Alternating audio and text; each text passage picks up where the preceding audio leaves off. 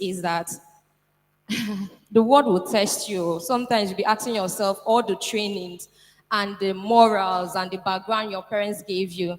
You know, one day someone will wake up and decide to test your nerve. And you're asking yourself, should I step away from how I was brought up? Should I show them that there's a little bit of that? So I'm going to be coming from the angle of being that girl. Now, if you ask me what's the definition of being that it girl, I'll say it's someone that is confident. We all love a confident person. The two speakers that went before me, in fact, I was there, Kabash, and I said, God, I beg, no for my hand. See the pressure. For them to be so confident and talk with so much passion, you can imagine that they know what they are saying, right? But beyond knowing what they are saying, they know their worth. And there's nothing so admirable than knowing someone that knows their worth. Because you see them be like, I want that person to be my mentor, right? You want to be able to do what they are doing, not be shy, to be confident. So that's it. You also want to be empowered as a young child. You want to be empowered. Now I'm going to give you lists. So if you have your pen and paper, write. But beyond writing, because I used to be those girls that sit in front with pen and paper. We are always quick to write. But beyond writing, please, I want you to remember and also put it into practice. Because you can write a full-term paper, you can write 1,500 words, but at the end of the day, if we are not seeing it in your behavior, everything we are saying here doesn't matter, right? So the first thing we are going to talk about is self-worth. Self-worth, right? So self-worth, I'm going to group it around your values, your morals, your understanding, your confidence, and all. The truth is that over the years, we've been taught on how to have self-worth, self-confidence, be assured in who you are, show off and all. But people have failed to tell us that there are things in this world that will come at you that sometimes you won't be able to find your self-worth. There are some challenges that you're going to face in this world, and that is why a lot of people are facing depression. I was on Twitter, I think, last week, and I saw some friends, they came around and they were mourning a friend. A 12-year-old girl killed herself. Sorry for using the word, I'm trying to learn like you. Right? She lost her life. And I couldn't imagine what could possibly make someone so young go through that. And unfortunately, the economy we are living in, the world we are living in is getting so intense that I don't really blame anybody, right? Because people are going through things. But the truth is that you need to get to a point where at the end of the day, it's about you. When you start making your self-worth about you, some people will say this is selfish, but it's not. When we start making it about ourselves, that's when we know that our happiness is not dependent on the next person. It's not dependent on, do I have an iPhone? Do I have A's? At the end of examination, I'm not getting A's. That doesn't mean you are smart or you are not smart. Yes, the fact that you're not the first position doesn't make you a dull person or that you're not smart. Hope we know that. We don't. Oh, sorry. The fact that you did not get first position doesn't mean that you're dull or that you're not smart. Yes, it's okay. We encourage us to read our books and do all that, but please do not get to that point where all you desire and all you aim for is that position. Because you know what happens? If, because the word will always hit at you, you get to a point when you don't get it, you become depressed. Because you've put your desire and your self-worth into a number that was put together for you. So what I always say is, make it about me, try your best, get to the level that you want to get to, and make it. The second thing is, for you to get your self-worth is, always speak positive. And I'm also going to address this to our parents, that sometimes a parent will call the child, "Ị na-eme ka oyi si na-adịrọ mma. Ị bụ an idiot. Onukwu abịa ebe a." You speak words into them that sometimes when you talk to girl child and even children, and they tell you, Auntie, how much happened me here? I don't know. And you see that these are words that have been spoken into them. So they just reflect it. And it comes to a point that they don't even want to do anything because they feel like they cannot achieve it. So if as a mother and as a father, you've ended up taking 6 years, 12 years of your child's life to tell them that, Ezuzu, what do you think that child will feel like? They will never be able to stand among their peers. So I'm telling you now that the first thing you need to do is to speak positively. This is what I do, practical. You wake up in the morning, before you leave, call your name. Jasmine, Chinaza, Onya, name, Maka. Hey, there is no one like you. Anything you set your mind to, you can achieve it. Okay, CKO, but you can do it. You know, you might think that these are just words, but I want us to put it into practice. Try to do this thing 3 times in a week. Don't do it every day. You can choose what you want to say. It could be, oh, Ifeanyi, Boboti, Bobo. You know, the thing is that we don't tend to hail ourselves. We find it so vain. I am the last person that I love myself. Because the truth is that there are lots of things. Once you leave the boundary of your home and you go out there in the world, there are things that will test your faith in yourself. So until you build the mental capacity to tell yourself that you can withstand it, you cannot. So confidence is not just built because two speakers, Jockman said that if they tell you what it took them, how many years it took them to get to that point. So you need to master it. The third point that we need to know on how to discover is they've mentioned in supportive people. Now look at what I think, right? I think also that we've talked so much about us surrounding ourselves with supportive people, encouraging people, but you also have to be a supporter. You also have to be someone people can look up to. You cannot be a mean girl and you want to have good girls around you. Nobody likes mean. Even God doesn't like it, right? So if you bully people, hello, in your school, and you're a gang, clique, and you guys are always looking down on girls, oh, look at how she's dressed, look at what she came to school with. My dear, forget it. You see this surrounding yourself with. Nobody that is smart, intelligent, and know where they are going to want to come around you. And also, you cannot bully another person's child and you want to be amongst leaders.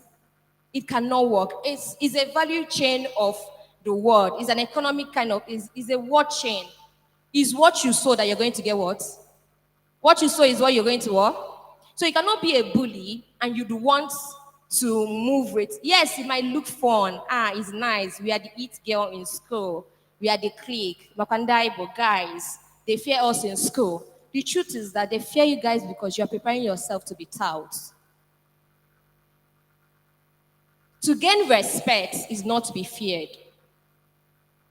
To be respected is not to be feared. Once people fear you, it's not respect. They fear you because they feel like for that certain period of time or situation, you are more of a negative to them. So that's why they fear you, not out of respect. Right? So you need to build yourself to such a position that you can do what you want to do. So look at what the practical steps I'm going to ask you to do. When we go back, let's do this. Sit down in your room or in school if you're in body and bring out your pen and paper. 5 areas you need to select, people that you need to surround yourself with.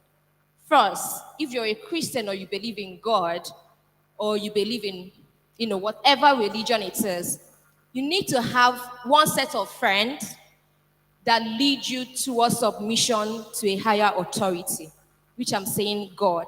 Now, why I'm using this is that we believe that we all practice different religions. So I'm not going to direct you to anyone, right? But in life, you must believe in something. Because it gets to a point in your life where the human beings you see, even your parents, there are things that come to them that is only a higher being that has the answers to what they are going. And also, why you need that presence in your life is that you need someone that will keep you grounded. So the second point is who do you need? Academics. It's good to pursue your academics. So make sure you select friends that will enable you to always remember to read your books. there's always a balance to this. I don't know if they still do this in schools, where from a certain period of time to a certain period of time, you tend to read. It's about your reading. Then to another certain period of time is for curriculums that enable you push out your mental being. Please, it's not advisable to read from morning till night. I don't know who gave us that when we are growing up, but the way the world is moving, you need to divide it. There are times to read practical books, there are times to use your hands. Because when you use your hands more, it moves you to your mind. And what we call it is being creative. So find a way as students to find, there are lots of places now where you can learn how to either draw, play musicals, learn a skill, how to bake and all. Because when you're being creative, you're pushing boundaries. And with the world you're about, you need so much more than just the books.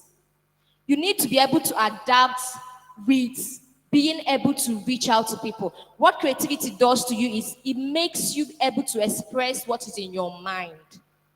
So you need to be able to yourself to that point where you say, oh, you know what, I've read, but I need to use my hands more. Do we understand that? So you need to have, that's also what we say, passion. There needs to be something that you're passionate about. Oh, do you like to make clothes, or do you like to just sing or do one thing? Because also that can also be another stream of income for you in the future. Do we get that? So the third part of it is you need to make friends that enables you to be and express yourself and your joy around. Now, this second set of people, right, are people that you make around your environment.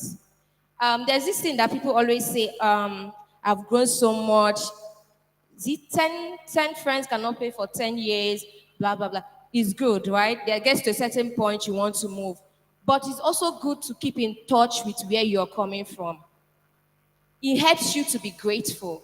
Gratitude is one thing that makes you the it girl. Because when you start pursuing things in life, you tend to forget that God brought you out from somewhere that you are now better than.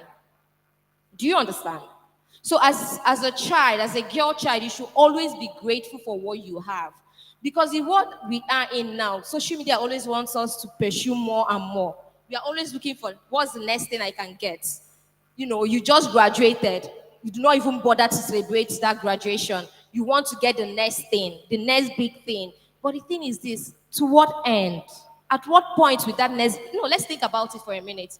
So you finish this stage, you aim for more, more, more. Where does it end? It will never end. That's what we call it vanity, right? We always go on and on. So what happens is that when you get the first success that you've aimed for, take your time and celebrate that first success. Because that's the only way that you can have the pursuit for the next one. Now, the guideline to being the it girl again is, you see social media. How many of us love social media?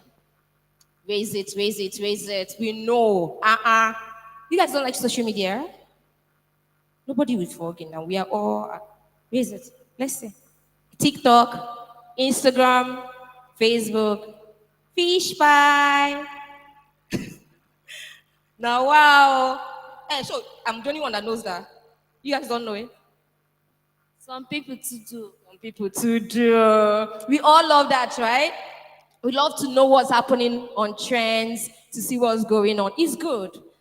Like Coach Precious said, I also make my money from social media, right? And I love social media. It's a good place. I remember when I was growing up, my mom would always tell me, you see your phone, you leave. If I say I'm having headache, they'll say what? I'm feeling sick is what? Everything is phone. You know, parents are always like that. But the thing is this is that you need to create a balance. Phone is good. The social network we are in is that you can make a lot of money with phone. I love phone. It's very beautiful. But you know there are some things that come with phone. Do we know that phone can create depression? We know that, right? Do we know that being on the phone too much can cause your eye effect? This is an example of it. Do we know that? Do we also know that being on social media constantly can lead you to some of the challenges that Somi talked about? There are lots of people parading themselves online. there are a lot of bad people. The bad there is long. Is a very long bad people.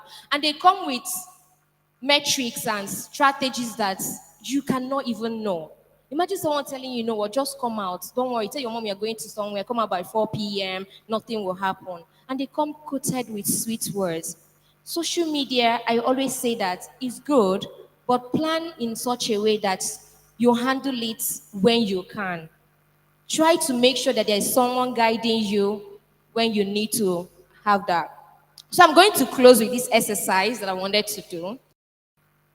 And this exercise, I hope that our parents and our teachers can help you guys to push it up. So there's something coming up very soon in Enugu. And I want to use this avenue to also push it. There's times you guys have long vacation. I think it's September, right? You have 2 months or 3 months. Now, I would love 4, 5, or how many of you to volunteer. It's not too early or too late to volunteer. Because what you happen to get in volunteering is that you meet people. I'll share this story why I close up that. One of the things, the jobs I'm doing currently that, I got to meet the place. I met the person when I went to volunteer. So I lost my mom last year, 2023, and I was off social media. It crashed me. It was a lot of things. And one day, one of my new friends said, Jasmine, just come on, let's go somewhere. And what was it? Just to volunteer, elderly people's home. So you go there and you help them wash their plates, wash their clothes, sit with them. So there's some people, let me explain it to us. Some daddies and grandpas and grandmas that, they're within the age of 70 to 80, and maybe they don't have children, or maybe their kids have died, or their kids are not around, and they are lonely, they are alone. So they want people to talk to, sit down and say, hey, get him, all that. We are humans, we want company, right? So that's all they need. They don't even want more, they just want to sit down and talk. So when I got there, funny enough, people I saw were kids. Some parents brought their kids, 6-year-olds, 10-year-olds, and older, and they were just playing around. And you see the desire and the joy in these elderly people. And afterward, I had to do a research as a strategic marketer I am. I went around, I spoke with them, and I found out something that when you are helping people, you gain more joy than when you're receiving. So I spoke with some of the kids that came, 10-year-olds, 12-year-olds, we were chatting, and they said, I like coming here every day better than where mommy takes me to catch fun. I was like, are you serious? Why?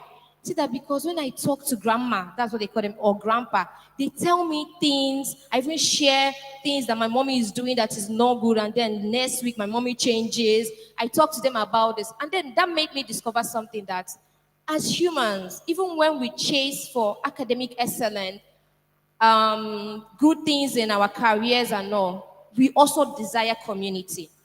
We desire people around us. So what I'm going to end with, build your community. Community is one thing that will make you the it girl. Community is where you decide, oh, I'm going to talk to Nkechi, Ifoma, Chioma. How am I going to help you be better? Don't always be thinking, give me, give me. When they say surround yourself with friends, be that friend. Be that community you want to see. So I want you to go out and make a community for yourself. Do we agree to do that? Do we agree to build that? So in our schools, in the area of influence, build a community of like minds, a community of people that love you. And mommies and daddies, this is also for you. I know we have careers, we have businesses, we have things. I will tell you 5 points of how to do it. They say in every person's life, you must have 5 people in your midst. Have a marketer or brand ambassador or anything, someone that pushes your business. Have a lawyer as a friend. Because base go happen within Nigeria. Base it go happen. Have a lawyer. Have a medical practitioner. Okay, that's good. You must. Is what it works. So adults must have a medical person because middle of the night or times when they are telling you that COVID is happening and someone is telling you to bathe with salt, that medical person will tell you, "Ne, akwala." So you need a medical person. The fourth person you need is you need someone that is either a counselor, psychologist, or a therapist for your mental health.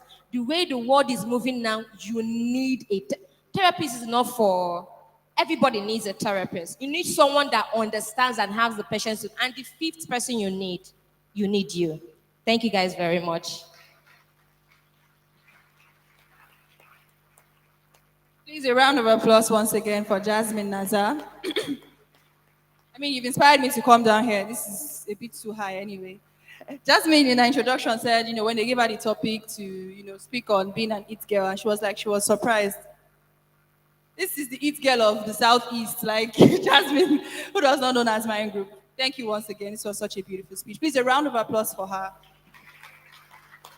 All right, we are moving really swiftly, and now it is time for our debate. This topic is something I think is very interesting. I remember doing, I don't know, for some of you, Nasmin spoke a lot about social media and things that we see on social media. And as someone who has a show that talks about social media trends and what's happening, I'm on social media a lot. I enjoy it too. Let me not sound like it's only for work. I enjoy it. But I saw a particular comment, and the person was like, "Is it because of I said teachers are better than doctors, or money is better than this particular? Is that why I'm suffering like this?" But this particular topic, I'm sure it's going to be a lot different, being that it has caused a lot of controversies in the Senate. So we are going to be having a debate, and the topic is: should a female child receive landed property over their male counterparts? I am very excited for the points that the children are going to give us today, because I also want to learn. I also want to learn about this. So now we have from Federal Government College, Purple Known College, University of Nigeria Secondary School. These are the three schools that are going to be up for debate. Please, a round of applause for the schools. Okay, so for Purple Known College, or is it Purple Crown College? Crown. Sorry, the handwriting here is, maybe this person is supposed to be a pharmacist or something. So for Purple Crown College, Enugu, Chikwendu Joy. A round of applause for her. For Federal Government College, Enugu, Onovo Goodness.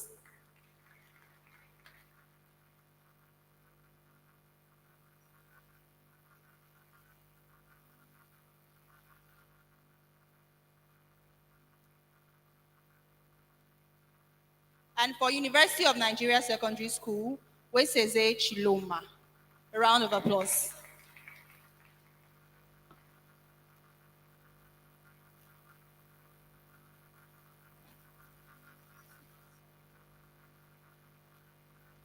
Okay, please, I would like to take a moment to address an important matter.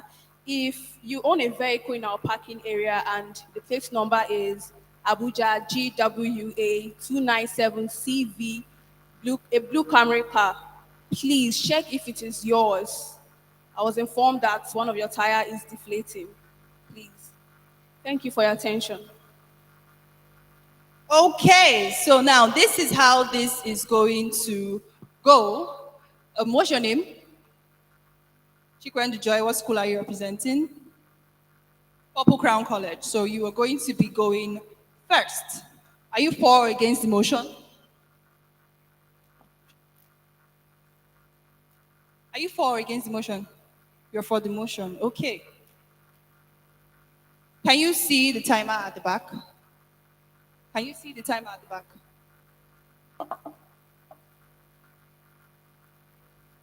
But I'm saying, can you see it? Because that's where your time is going to be. Can you see it? All right. So, good day, everyone. My name is Chikwendu Joy Iroma, and I'm from Purple Crown College. I'm for the motion which says, should girls inherit their father's property alongside their brothers? The ultimate goal of gender equality can be achieved when there is economic equality between both sexes. Giving girls equal rights to their father's property can improve the condition of women in our patriarchal society. If giving girls equal right to their father's property can enforce the idea that they are at par with their brothers. When brothers are brought upon such environment, they will respect their sister's individuality and allow her make her own decisions. And this can go a long way in addressing social evils like honor killing. Often, lower middle class families in Nigeria pledge on the education of the male, while the female are held back. The right to equal property for girls will help reduce such bias. The result then will be more educated women who can work shoulder to shoulder with men. Who can work shoulder to shoulder with men. An educated and financially independent woman is a blessing to the family. So having an educated woman in a family will improve the betterment of the family by opening doors for the future generations. Having only one breadwinner in a family will make the family to face a huge financial stress, like if the demise of the husband occurs. If the woman has a property in her name, she can be able to successfully take care of her family in times of need. In conclusion, so I ask, why shouldn't girls take part in the equal property of their fathers? Just being a son makes you the legal owner of your property, does it? How gross is that? Gone are the days when girls are considered to be husband belongings. In my opinion, any child, whether female or male, has equal share in their father's property, period.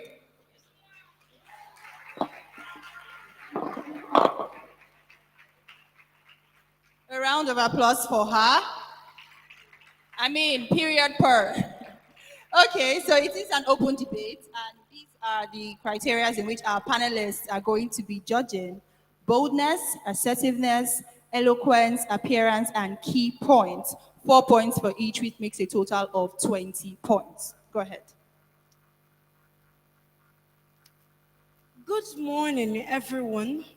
The charitable host of this memorable event, and everyone listening to my voice today. My name is Onovo Goodness, and I am proudly a student of Federal Government College in Enugu. I am here to say yes to the question, should girls be allowed to inherit properties equally alongside their male siblings? With this point, first, when the properties are shared equally among siblings, it creates a sense of belonging and gender equality amongst them.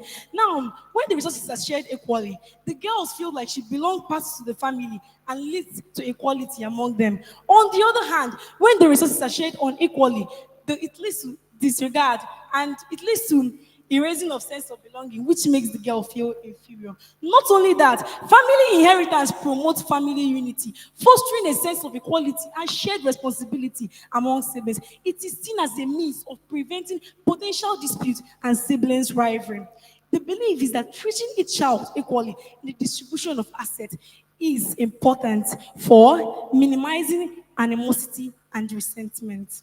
Secondly, speaking of the managerial ability of females, oh yes, females are able to manage property and invest properly even more than the males. Take a look at Ngozi Okonjo-Iweala, who served twice as Nigeria's finance minister. She also held a position at the World Bank, becoming the first African to do so, a woman. And you want to tell me that females should not be allowed to inherit properties? Indeed, I am flabbergasted. To mitigate against the worst impact, we urgently need to eliminate gender discrimination. We already need to eliminate gender discrimination and anything that will stop females from inheriting rights. And I know with this point and with the looks on your faces, I have been able to prove to you that girls should be allowed to inherit properties equally alongside the male siblings. Thank you very much. Indeed, we are flabbergasted. Good day, everyone.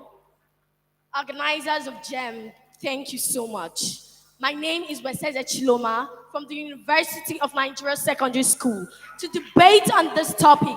Should women be allowed to inherit equal properties with their male siblings? When we talk about women, we talk about half of the population.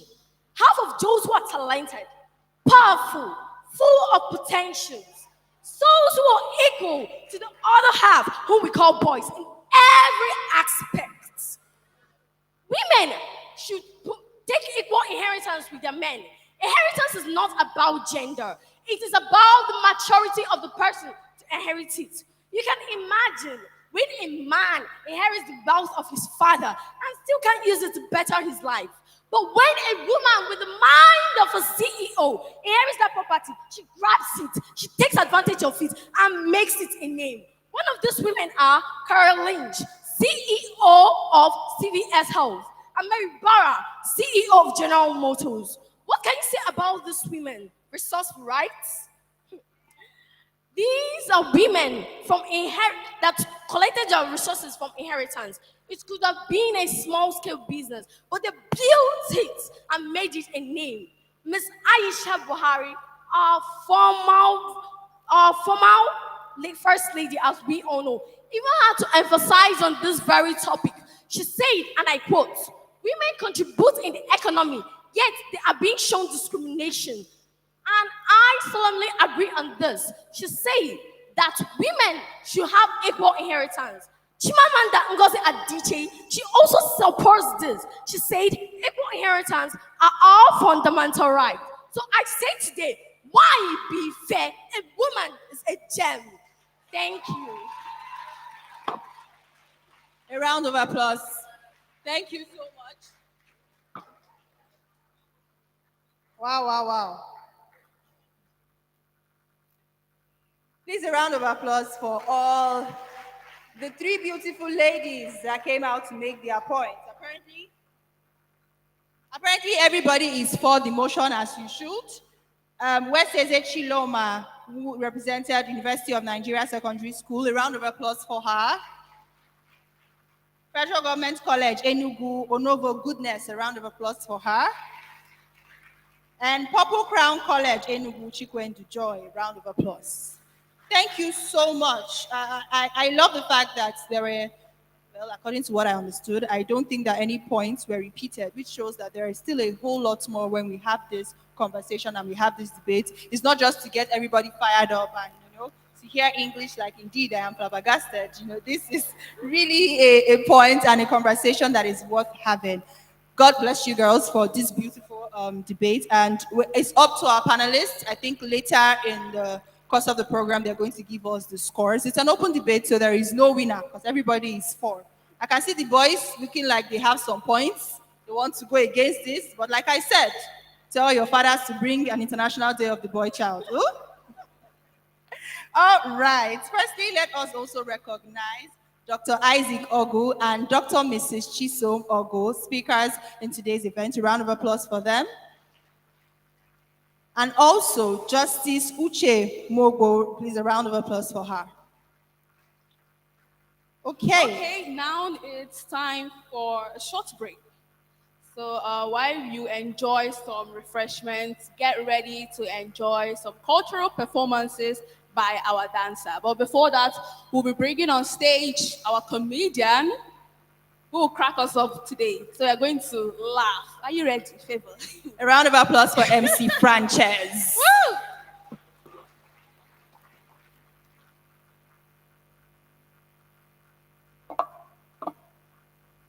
Although you didn't introduce me well, but I will take it up from there. Yeah, I'm Dr. Frances now, so please start that from there. Yeah, Dr. Please. Frances. Okay. I am going to do the introduction again. So, ladies and gentlemen. If they don't stand up, I won't come out. Except people in the front. Don't worry, please. A round of applause for yourself. Please, let's make welcome to the stage Dr. Frances. Yeah. The comedian. We don't- One in the Southeast. Yeah. And I'll clap. Thank you very much. So turn to your neighbor and say, neighbor, neighbor, I like you. I like what you're wearing. I love you. Can I have your ATM pin? Tell your neighbor, say, neighbor, I'll be richer than you. Oh, thank you very much. I'm so excited to be here. My name is Frances. When they were doing their debate, it reminds me of those days when we were in school. So people like us were not in this kind of Ajabo school. We went to a school where the name of our school appears 2 times. Okonano Community School, Okonano. I remember those days, a debate like this. We're having a debate against federal, very intelligent children. They were debating. Ladies and gentlemen, panel of judges, accurate timekeeper, I'm here to propose a motion which says that a father is better than mother. A father is this, a father is that, a father. The guy that represented our school, after he has crammed the whole thing, when they called him, he said, ladies and gentlemen, let's welcome one of our students from Uguago Secondary School, Odumegu. He had the guy's name. When the guy came up, ladies and gentlemen, good day, panel of judges, accurate time. I'm here to propose the motion which says that, aye, what he crammed, he has forgotten. He tried again. Ladies and gentlemen, accurate time. I'm here to propose the motion which says that, but as a sharp guy, he removed this.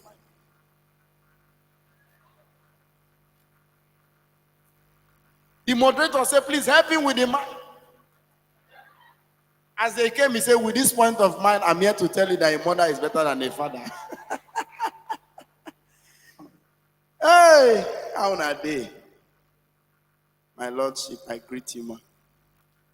The job we have in Nigeria today, I'm cracking jokes. Some people are thinking of their fuel. Some people here in band A, they did not even plan it. It's your president, it's my president. But we'll survive. I think what we need now is MMM. Hello? How many of you did MMM? We don't need youth service. What we need in Nigeria is MMM. MMM made Nigerians to be one. Everybody became very polite. Somebody called, hello, sir. Have you been paid? Please confirm. You don't shout on them. Oh. That's how they match my neighbor and the landlord that has been owing since. The guy just called, hello, sir. Landlord said, oh boy, I don't see your rent. Oh. I like this kind of event because everybody who is coming up here as a resource person is real. But the events that I don't like, please, if you're in this town and somebody say, let's go for a financial seminar, don't go. You are going for network marketing. Those people, God will judge them. They always have one man that will tell you the problem Nigeria will face in the next 20 years. From there, you will enter the Bible that in the Garden of Eden, there were 4 rivers supplying Adam. River Euphrates, River Ephraim, River this. That means you have to be a 4-stream income earner. Ask your neighbor, how many streams do you have? My neighbor asked me, I said, now one, now oh. The man said, look at me. I make 5 million every week. Oga, how? He said, very simple. Can you talk? I said, Oga, I talk for a living. He said, all you need to do is to bring 2 people. Turn to your neighbor, say 2 people. Any day you have 2 people, know that your neighbor is not human being. I carry my house rent worth 1.5 million, registered with this company from Philippines. Till today, I'm looking for 2 people I've not seen. My house became chemist. When my friends come to my house, I say, I don't have malt. Will you take omega-4 syrup? It became so bad that they started calling me from Lut. Hello, Pharmacy Frances, do you have augmentin syrup? Please, English language is not our language. If you cannot speak English, speak Igbo, speak Pidgin. The English I heard today at filling station, 1 keke man and 1 man. The man wanted to put his car, the keke was talking. The man asked the keke man, Oga, when I came here, were you here? The keke man replied, were me here? Keke man started asking, my brother, were me not here when he came? I said, my brother, me self, I went here. That's why I said the English they taught us in school was never correct. How can you say, give her her book? So when it comes to men, what will you say? Give him, give us, give them. So let's do English exercise here. If the past tense of overcome is overcame, what is the past tense of welcome?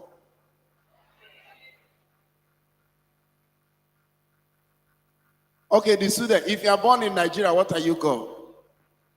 If you are born in Ghana, what are you called? If you are born in Israel, what are you called? It's mixing. If you are born in Paris, what are you called? Who said parasite? If you are born in Finland, what are you called? I cannot finish in Jesus' name. All right, ladies and gentlemen, we are here for studies. We are not here for more talk. So can we make welcome our 2 beautiful, are they not looking so cute? Come on, ladies, let's celebrate our own. Come on, put your hands together for them. I want to say thank you for everyone who have come here today to support this event. My friend, Mr. Christian, welcome. My boss, Agalfana. Okay, please, I will appreciate both of them. Thank you. Thank you very much, Dr. MC Frances. The cultural dancers, are they here? Can we have the cultural dancers? A round of applause for them as they.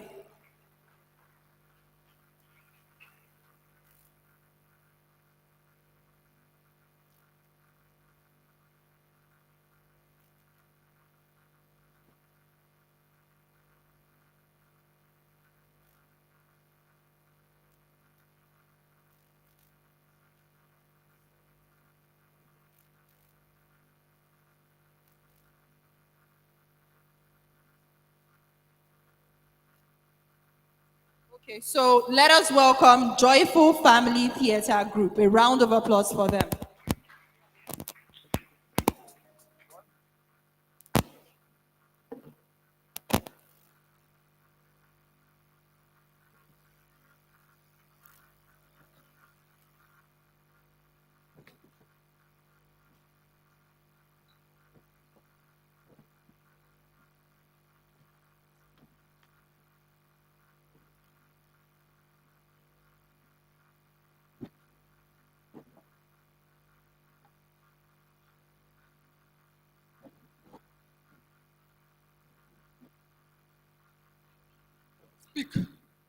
My king is the queen.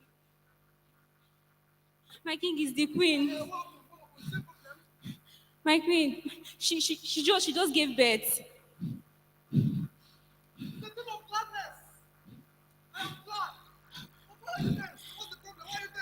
My king, she gave birth to a female child.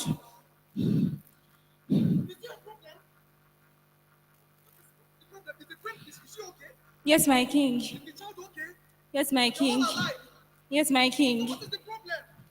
My king, remember I said she gave birth to a female child.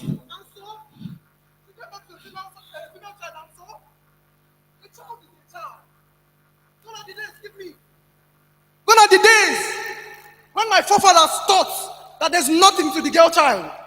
But I know better. Call the villagers. It is time for celebration. My daughter. Let us go. Take me to let me see my daughter, my queen. Please.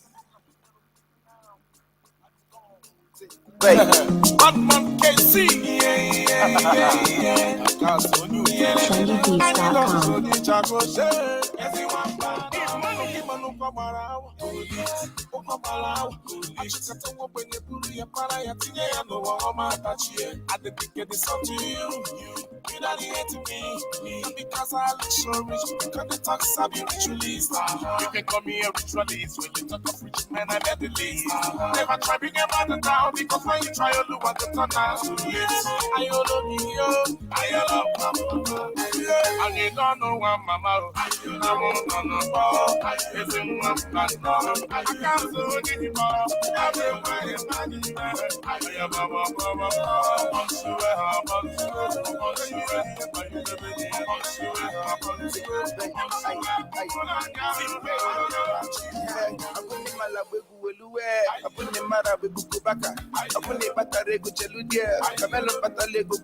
if you don't want to dig in my hustle, then don't put a wave in a knockdown. When I see my media, you shut down. If you don't natural, your bodies are coming looking kicking. One of my dakotonia, don't climb, no falling.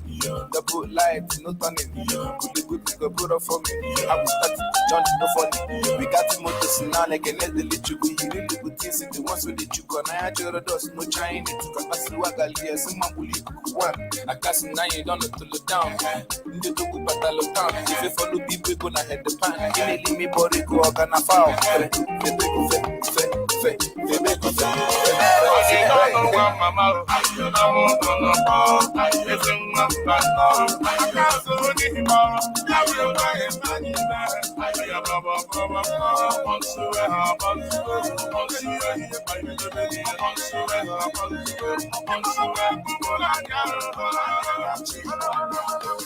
see popo, now who no know they call me small boy. I'm a big man, now who no know they call me small boy. Lagos to Abuja, Aba to Owerri, Enugu to Calabar. We dey spend money with the para. The money where they smell like loving down. Me I know my short nigga. The money where they wear nigga. Anytime we show now up nepa. Now where you pay me, I want pay. If I get your money pay, every day na holiday. So they are they make a day my day. And you don't know what mama. I can't so anymore.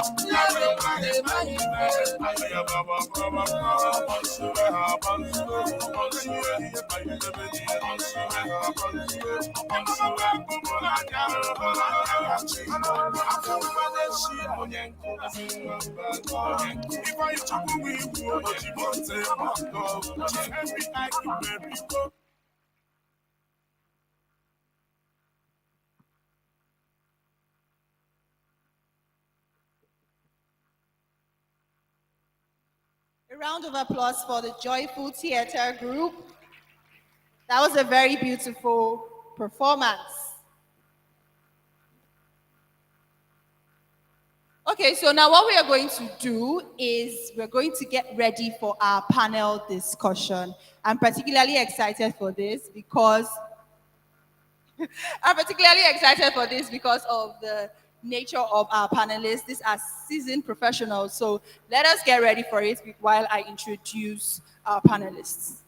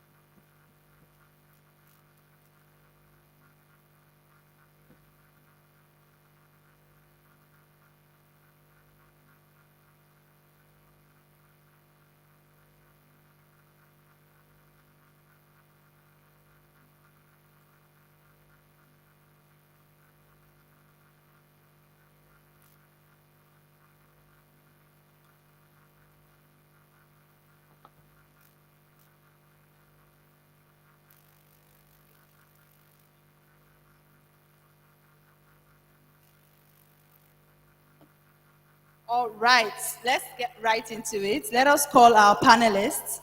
The first panelist we have is Nnamdi Anika Osita-Nwangwu. A round of applause for him.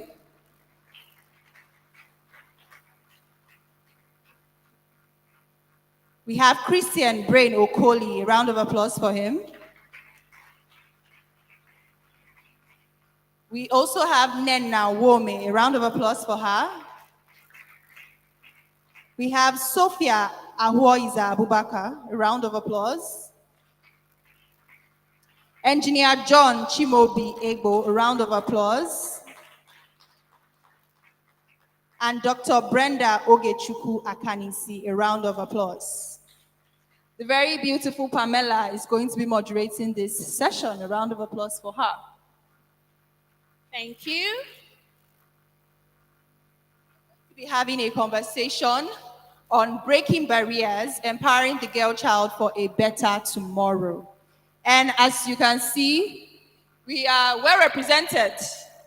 The boy child people are winning today because we have three males and 3 females who are going to be a part of this. A round of applause for them once again. So now, just for identification, Nnamdi Anika, can you wave? Sorry, Osita-Nwangwu, please wave. Christian Brain Okoli, Nenna Wome, Sophia Abubakar, Engineer John Chimobi, and Dr. Brenda Ogechukwu. A round of applause. A round of applause for them. Like I said, we are going to be talking about breaking barriers, empowering the girl child for a better tomorrow. Now, what you should do is sit tight. When I say these are quality people, these are quality people. A lot of them are people that they don't know, but I follow and stalk them religiously, and I know that these are quality people who are going to change your life, change your thinking. Just one word, one sentence that are going to make is going to impact you greatly and going to set you up for years of success. So do well to, this is the time. I know you're eating, but you can eat tomorrow. eat for your soul first. So take your pen, your biro, and jot down things you're going to say. And if you also have questions, there's also going to be a time for Q&A. So write down your questions as well. Pamela, over to you. Thank you all for joining us. Thank you. So I'm going to be stressing on the topic for discussion, which is breaking barriers, empowering the girl child for a better tomorrow. Now, this topic is one that directly impacts not only the young women in this room, but also the society as a whole.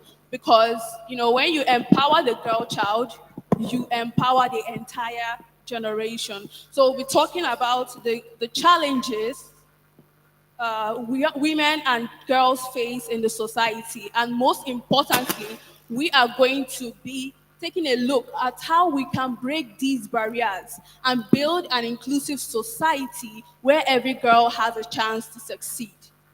Each of our amazing panelists who have all broken barriers in their career fields are here to share their insights with us today. Please, a round of applause for them.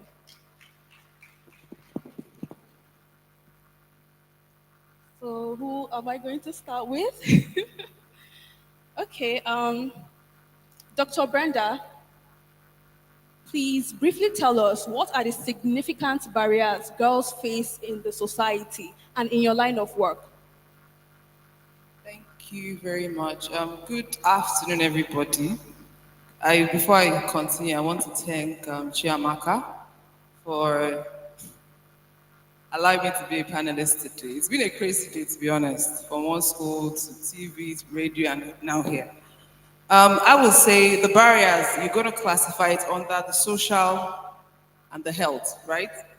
Under social, we've talked about education already. Before I even go to social, let's just talk about discrimination.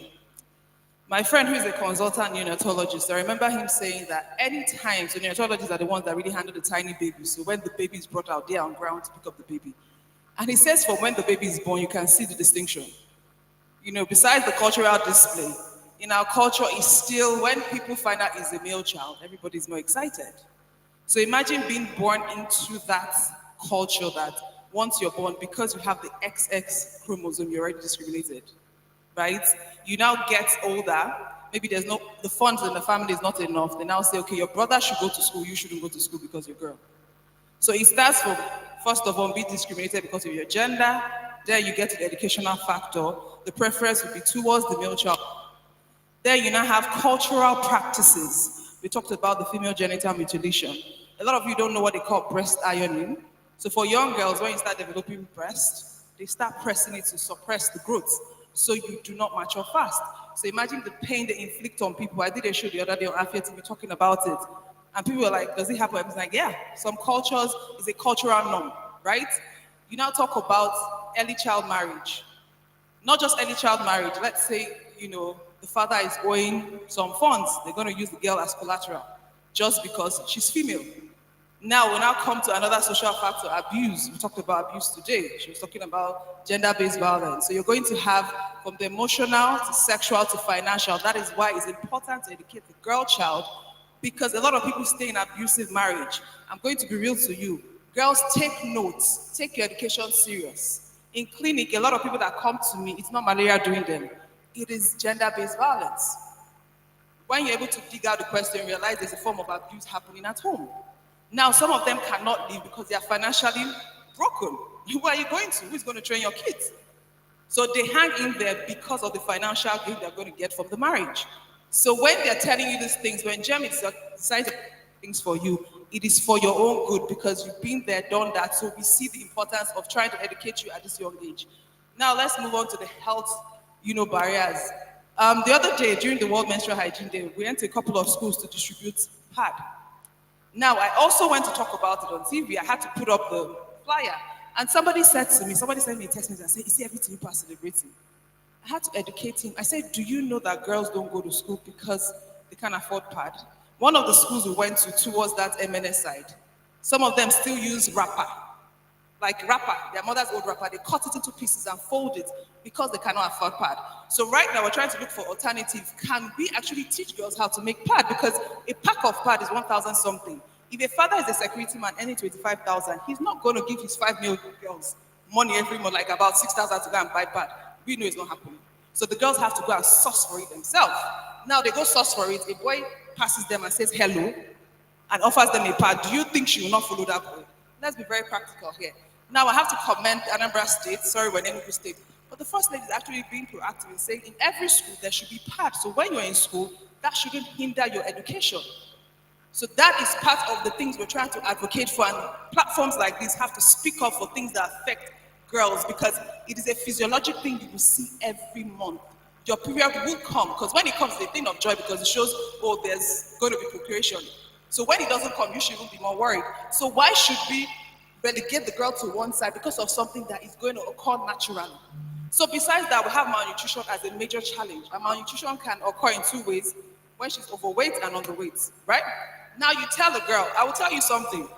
In school, when I was in secondary school, one of the boys in I schooled in the north, so one of the Hausa boys said to me, he said, do you know if you were a lot slimmer, you'd be finer? Now, the good thing about it, I have elder sisters, so 5 girls, 1 boy. I'm the last, I'm the baby of the house. So my sisters had already ingrained in me confidence. So what he was saying was not going to penetrate. So imagine if I took that comment serious and I probably start binge eating. Binge eating means you eat too much and I now go and induce nausea. So I will eat to comfort myself, then I would make myself vomit because I want to be trim. That on its own has implication. Because when you don't eat right, you're going to have anemia, which is low blood volume. And sometimes when you have you're dizzy, you can't concentrate in class and all of that. So whether I like it or not, all these things are intertwined from the social factor to the health factor, they all link together. So when we speak about these things, it's for us to take it serious because if we want the girl to be the best, we need to make sure we start talking about it now. Not just talking, but making sure that we at the action, we start taking action towards what we're saying. So I think that's what I have to say. Thank you very much. From what you said, I believe education is very vital when it comes to empowering the girl child. Now, for some rural areas where education is inaccessible, how do we, get them educated? How do we do that? What are the steps we can ensure to make sure that the girls in those areas are educated? Correct me, Nena, if I'm right. Education is a basic child right. It's a basic child right. It's only in Nigeria you see kids hawking on the road and it's okay. Nobody's doing anything. That's why I'm saying passing the policy is not the problem. The problem is implementation. So now I will tell you something. You see a child that is hawking during school hours. Are you going to patronize that child or not? The answer is yes. So imagine if you do not patronize that child, the parents will know that from this time to this time, nobody will buy for my child because they think she's meant to be in school. So we're all contributing to that. So I do not see why a child will be, most of the time, let's say kids are walking and they're begging, I'll say, Igaro school. Some of them will walk past you because they don't want the long talk, they're just begging for money. Either you give them money or you walk away. So my point is education. The governor is actually doing something in making the new tech school, digital school. And I guess in the school is free. They also give them free food as well. So that's a way the government can even combat nutrition. So the food that are being supplied, give them adequate feeding, even if it's once a day. I went to a public primary school. During break, they are giving you one. Just tell me what I was going to do. This was back in 19 and something. Tell me what one boss wants to do for you. So I'm just trying to say there should be a level of intentionality from the government, because even if you say the private sector cannot do much except people who have a lot of donors who can, push the agenda. But let's say most private schools that are set up is to make profits. Nobody's running a charity organization. So now my focus will be on government because their fees are affordable, right? So now when people go around and when, let's say you're constructing building, I don't want to call their name, but the way they are quick to plaster that red paint on top. So when you see kids who are hawking, nothing stops you from tracing it back to their parents. Because when you use one or two people as scapegoats, everybody will fall in line.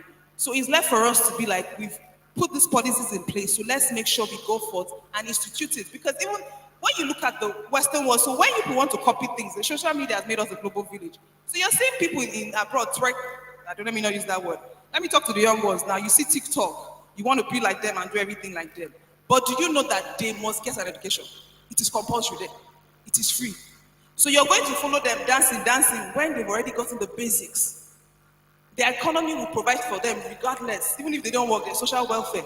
So in as much as you see this thing and it's attractive, also realize the environment where you come from. Government will not provide for you. Nobody has that kind of, they don't love you that much like that. Okay. So my point is, just please, those who are in authority, I hope they get to hear this, please let's just be proactive in making sure that these kids get into the classroom. Thank you very much for that. Ms. Sophia, what are the important things a girl can do to empower herself, especially in a fast-paced world equipped with technology? Thank you. Okay. Hello, everyone, and good afternoon. All right. So, there are lots of things that young girls can do to empower themselves. And I'm assuming this is from the perspective of the child herself, not the guardian or the parent. Okay. So I'm also happy that very young girls are here. And I think I'm going to start from the bottom. Each and every one of you here are in school, as I can see, with your school uniforms and all. And I think the very first step is to allow yourself explore. So unfortunately, the way the educational system in Nigeria is designed, it doesn't really give our kids room to be curious, to challenge things, to want to learn beyond what they are being told. It's giving garbage in, garbage out kind of system. Here is your textbook, here is your notebook, read this, give me exactly what is in it, right? So what you can do to start getting better or sort of get on par with what it is globally for you as girls or as young ones in school is to start being more curious, try and read more material. How many of you here have mobile phones, laptops? Okay, phones first, if you have a phone. Okay. Awesome. These are very little ones say they have phone. Phones that have access to the internet, yeah? All right. So I'm going to say this personal experience and then relate it to you. When I was younger, I think something that really helped was my dad. Every morning he got newspapers, Punch, Sun, and This Day. For whatever reason, he gets all three of them. Gets it in the house. He doesn't leave for work very, very early. So I get to either see it in the morning before I go to school or have access to read it after I come to school. There is business section. I was just consuming a lot of content. Honestly, I didn't understand a lot then, but I found myself reading a lot. And then when I'm done, I'll reward myself with that comic area where you have to read the animation and then solve the crossword puzzle. I think growing up, I didn't know how much that level of information that I was getting was influencing me as a person. I always wanted to do more. I was reading about what MDs or banks were doing, and I'm like, oh wow, this is cool, this is nice. And then growing up as an adult, it let me have the foundation to dream, to want to do more. So the equivalent of that today, where I was asking if you have phones, you're not too young to start reading newsletters from, let's say, Harvard Business Review, Forbes and all that. I know social media is nice, TikTok and all that. There are also educational content there, but I really want to, yes, they are boring. See, I'm not going to pretend like those contents, they are not boring. For whatever reason, I don't know what was broken in me as a child. I just like reading a lot of words that I didn't understand, but it helped me. So yes, it's boring. Even if it is 20 minutes of your day, please read it. Also actively look for content around what women are doing, actively in industries like finance, tech, health. Read up on it. Do not box yourself. Don't say, oh, I want to be a doctor. I only consume content around medicine. Oh, my parents said I should become an accountant, so I only consume content around this. Do not limit yourself. You're young, and one thing you have that is a valuable resource to you that we don't have right now is time and the ability to take a lot of risk. You're able to do whatever. So the whatever you should do should be like, just read. read anything. And then this now spills you over to tech. Okay, so I'm going to wrap up with this. You're going to try and empower yourself digitally, not to become maybe a web developer, product designer, or any other buzzword you've heard. No, again, as a young person, do not try and box yourself too early. Try and learn tech skills, not to become one role or the other. You're not looking for a job. Is anyone of you looking for work? All right. Your learning needs to make yourself a valuable person in any industry you later find yourself in. Okay? So there are so many resources available to you on YouTube. Some are very fun and interactive. Look for your buzz. It could be, there are lots of articles for you to read. Try and form clubs with your friends. Okay? Because I know when I was younger as well, we used to have Barbie clubs. And then we use our Barbie clubs to learn songs and whatnot. And then it's forced us to want to start drawing characters. I used to have comic book as a child. See, that's the what's it called? The ripple effect of doing things like that. So if you and your friends, maybe your jam is gaming, your jam is you want to figure out how apps are built, and then in your lunch break, you guys meet together, you talk, and maybe you don't have laptop to build yet. It's fine. You get a piece of paper and you try to prototype the things that you want and all that. So basically the summary of it is consume a lot of healthy content, right? And allow yourself explore different fields and you get, better literacy that way. Thank you. All right, thank you very much for that. Over to you, Mr. Christian. You're quite an experienced, or you are a successful businessman.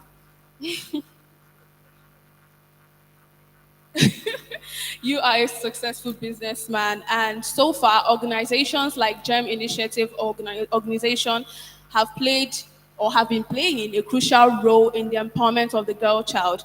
Now, how can businesses, how can they play a role in the empowerment of the girl child?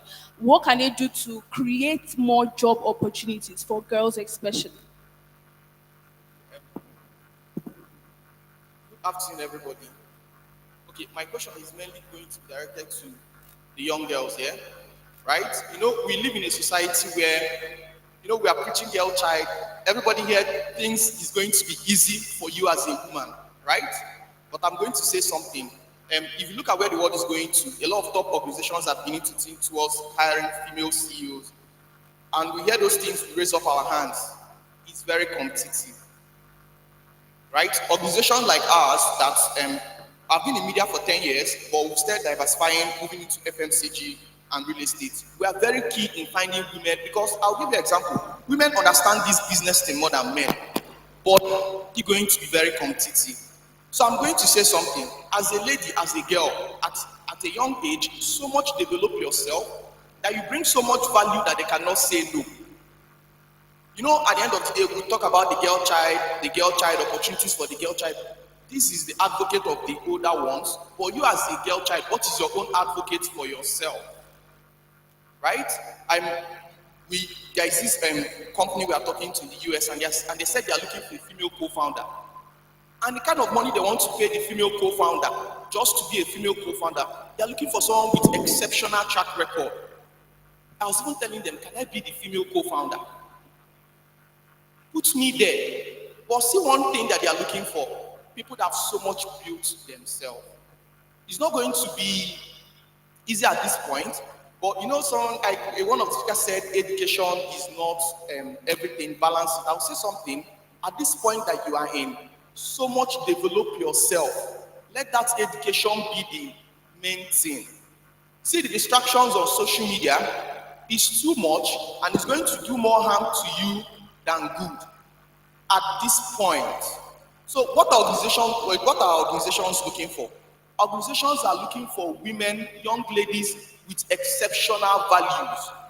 See, growing up, we didn't have so much things about girl child. Like the school I went to, all those girl child days, we the boys in school used to have fun. We used to see let them go somewhere and stay. Us, the boys, it's our guys' time. But now there's a whole of awareness, there's a whole of advocacy, there's a whole of conversations happening about women. Yes, it's fine. But also telling people something, we are still at the early stage of that. The fight is still starting. But what makes you stand out is you as a girl child. See, I would rather take a female CEO, employed in most of the businesses we build, We even sent to raise funds to do FMCG. We took a female CEO because they understand multitasking. The emotional intelligence to business is on another level, no matter the gra.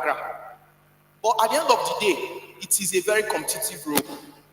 I'm not going to be a fan of somebody who's going to say, let's not make the job place competitive for women. I'll give you an example. Every entrepreneur that has sense knows when you see a woman with exceptional value and track record, you are doing yourself more good employing the person than playing the male gender masculinity thing. It's happening. But at the end of the day, I'm also going to say, the one thing every organization is looking at is profit, sustainability, and growth. As a woman, if you develop yourself, they will pay you more. Haven't you noticed that banks in Nigeria are beginning to change to female CEOs? Meaning that something is happening. Meaning that people are beginning to, and banks in Nigeria are beginning to think of expansion because of inflation. So why are they going to female CEOs? Because they understand that people of your gender who have this strength and track record can actually change the world. Sometime I was in a flight, I think I was in a flight going from Nigeria to Rwanda, and the female pilot, the male pilot came out, and the woman that was sitting close to me, and the son said, I'm going to be a pilot, and the girl said, it's for men, and the mother did not say anything. And I told her, Auntie, pilot is not for men. You hear? You yourself can be a pilot. Because we need to start explaining the opportunities for female genders. But at the end of the day, you people also need to start understanding that this opportunity is for me and I can actually take it. I'll give you an example. Every single organization you see now is looking for female founders, but it's not for everybody. So what you're going to take home from anything I'm going to say is, how do I make myself so exceptional that I cannot be said no to? How do I bring so much value? How do I develop myself that I am an asset? Do you know why? Females are more stable when it comes to running business. Men are more emotional when it comes to running business. We've seen it over time. I've been in business for over 11 years. There are times that something happens and I'm like, oh, but you see that female around that will say, okay, we'll handle this, and they'll put it in place. So by the end of the day, organizations are actually looking for you. But another thing you're also going to ask yourself is, am I going to develop myself so that these organizations will not actually say no to me? It's easy to mention Ngozi Okonjo-Iweala. Have you asked yourself, me, Chidambo Ngozi, what am I also doing to be Ngozi Okonjo-Iweala? Don't read her in books and think, oh, women are taking charge. Women has always been taking charge, but it's just that the field is opening more, but it's looking for people with exceptional skill, values, and are intelligent and know the work. So the work is still in your court to actually develop yourself, so nobody can actually say no to you as a person. Okay, thank you very much, Mr. Christian, for that. Now over to you, Engineer John. As an entrepreneur, of course, he said we should develop, according to what Mr. Christian said, we should develop ourselves. But we would need some financial resources, or rather assistance, to be able to do this. Now, for some persons that want to start or grow their businesses, what are the steps, or how can the financial resources be made accessible to them? All right. Thank you so much for this great opportunity to be in your midst. I really recommend the convener of this great initiative. It's something to really say good things about. All right. I realized that traits like nurturing, being emotional, being kind, they are stereotypically feminine in our society. Like growing up, I realized that even when we come to play, women are advised to stay and maybe cook food with the son, while women go and do wrestling and do the manly thing. And somehow it tells in our life growing up, because when challenges comes knocking at the door, it's on the inside of you that speaks out. So like as an entrepreneur, getting funding, that's what you're asking me for, Yes. especially for persons that want to grow their business or start one. Okay, because your question is different from the one that was given to me. So I'm trying to combine, but all right, getting funding most times require the kind of resources that are made available for you. Like as an entrepreneur, you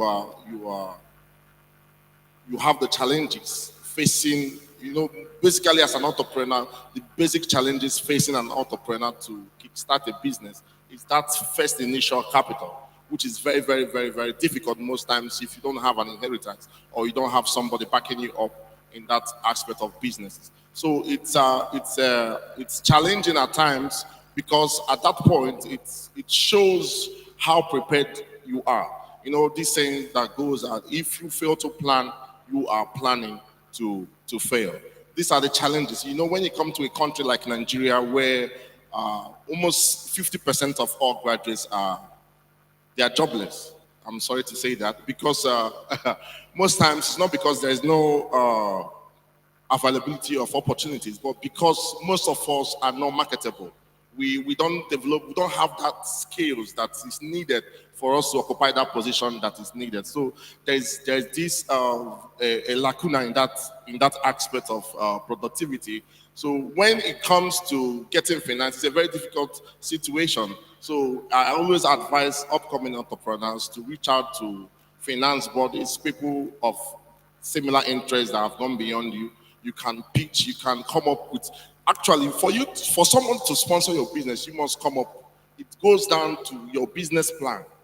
If you don't have something visible, someone can look at and say, okay, this is where I can make money. These are my take homes and stuff. If you can't differentiate between your expenditures and your incomes, then you are not prepared for business. So taking it home to a girl child and basically what we have today on board, I think women need to do a lot of homework to educate themselves, to be prepared for the eventualities of the future. Just like I said, there are so many traits that are stereotypically female. Or women are told to sit back at home, prepare food. So, like I read information system engineering in my MSc, and in my BSc, I read maths and statistics. I can tell you, we're up to 60 students, and we just have only one girl. Why? Because they see maths and statistics as something that is masculine. So, but all these things were part of stuff that prepared us. The challenges of even scaling through in our educational background were part of stuff that prepared us for the market, for the future. So it's very imperative that as a female, you get prepared and focus for what is ahead of you. Thank you. Thank you very much, sir. Now, we don't have much time, but we would like to hear from all the panelists. Mr. Nnamdi Anika, what role? Osita Wango. Oh, sorry, Osita Wango. What role do you believe men and boys should play in the empowerment of a girl child?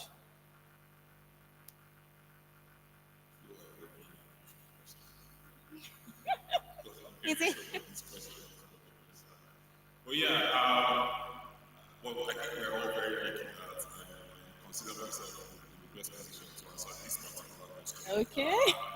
I was lucky to grow up in a house where it was more or less very good. So we didn't have this situation where there's the work that boys do, like washing the car, doing certain things, and then maybe girls have to do dishes and sweep the house. In my house, everybody does everything. Everybody cooks, everybody washes. Everybody washes the car, everybody does everything.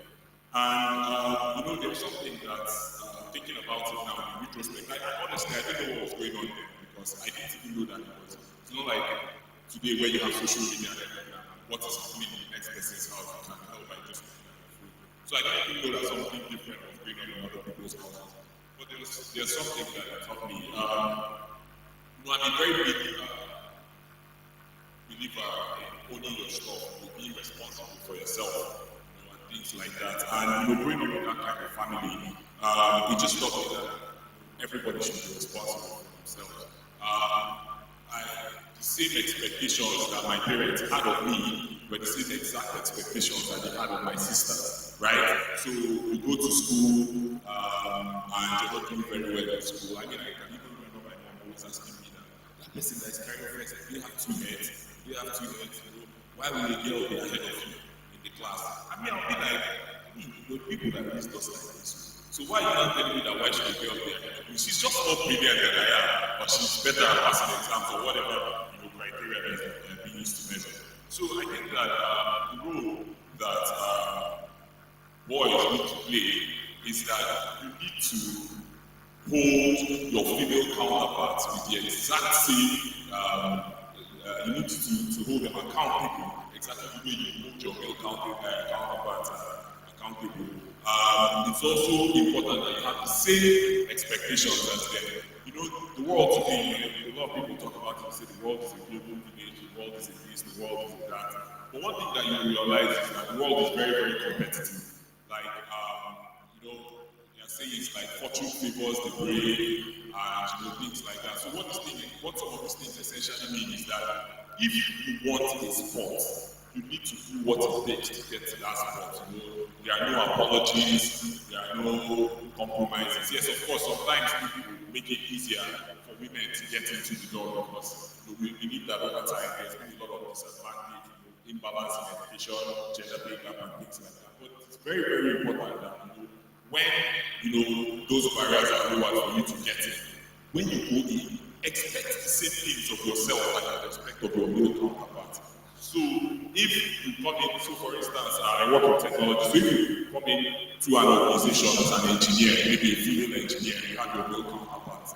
Don't say that maybe engineering manager is not for me, or being the head of engineering is not for me. No, the boys come in gunning for that spot, so you should walk into that place, believing that you can also go for that spot. And it's not just about saying, I want to, get to this place. No, there's a lot of work that is involved. You need to hold yourself to high standards. You need to put in the work. It's usually very disheartening that, because when I was in secondary school, the girls always did better. By percentage. So, of course, you have more boys in school. Okay. Check the percentage of boys. If you check the percentage of boys that are doing better that are doing better in class, you see that girls have a higher percentage. But then you leave secondary school, get into the university, and you see that those things somehow start skewing, and the boys start. So I think that what you really talk about to point out here is that maybe there's something good about secondary schools and the way they level the playing field. But what I think that you should do is, as you go, you're going to 5, 6, 7 years from now, you're going to be in university. Compete like your life depends on it. Compete. Make sure that you're satisfied with your own outcomes. Make sure that the results are the results that you want. Don't let anybody tell you that you cannot do it or things like that. So, like I said, roll up the boys, there are any boys here. Look at your female counterparts, hold them to high standards. So, if you guys are solving for that maths and you are getting 60, expect the girl too to get 60. Don't say, because no, do you understand? Everybody should compete. Everybody should. Thank you very much, Mr. Osita. Now over to you, Barrister Nena. You are a legal practitioner, and in some cultures where, or societies where child marriage is still practiced, and we know it's quite harmful, what are the laws that we can put in place to go against it and ensure enforcement to protect the girl child's rights?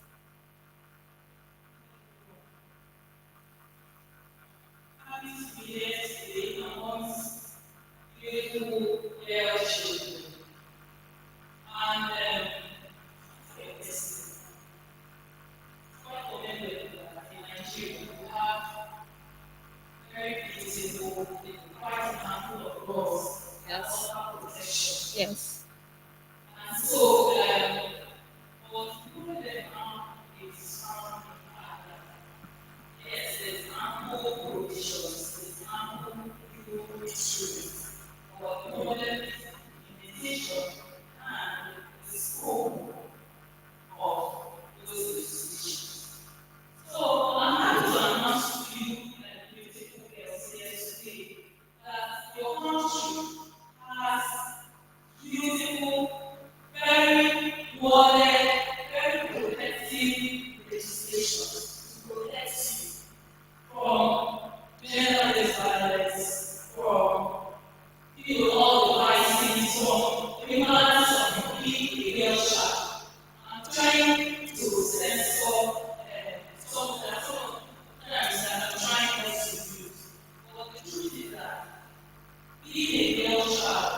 where the disadvantage comes. Because when it comes to, some of these rights, for example, the Nigerian Constitution, 1999, and then offers protection, offers fundamental rights to everyone, actually. And then you name them, rights to life, rights to personal liberty, rights to unity, rights against discrimination. However, being a girl child, that's where the big changes. Because when it comes to education, it's very different for the girl child. And this is part of the things that we stand for. These are part of the things, reasons why this campaign is going on today. Because the challenges that are met in the possibility or the applicability or the enforcement, and this is what the enforcement of these provisions or these legislations, when it comes to the girl child, there are acts.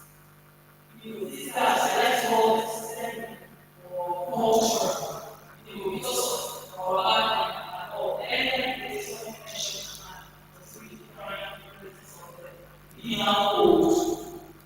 I'm happy that in this world, not happy about it, but in this part of the country, God gets to experience that. But that is why this campaign should actually be made. The other part of the country, because these are where these vices, these are where these things, are rampant, are very, very necessary. So, like I said earlier, we have the 1999 Constitution, the Nigerian Constitution, we have what's called the Child's Rights Act.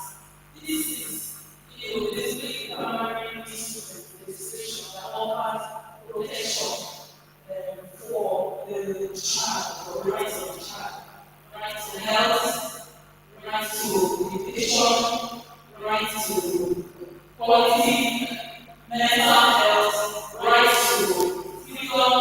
The Child's Rights Act is a very beautiful legislation that protects and provides. Even have beautiful provisions against early marriage, violence, all sorts of violence, children being as housemates, and all of that. Okay, but the problem, like I said earlier, is the implementation, because as of today, not all the existing states in Nigeria have domesticated this law. And you know what this means? It means the applicability and really the effectiveness of this legislation. There's also what's called the Backlog Guidelines Against Persons Prohibition Act.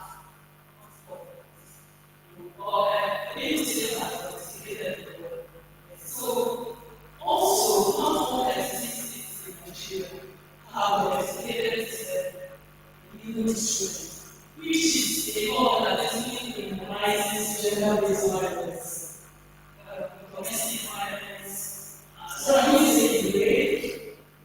So just know today, if you go home with anything today, just know that if there is any question of you suffering gender-based violence of any kind, I like that the legacy I highlighted what the backlog stands for. Like if you are ever abused without your consent, like if someone as much as who sticks their finger to your ear and you don't like it, and it's such a man that is suggestive of something else. Something as much as someone as much as using pencil or any object to go in your privates. Or if someone as much as who uses their hands, any part of the body, it is offensive and it is prohibited by the law. And so we must speak out. Children are being taught today to speak out. It is not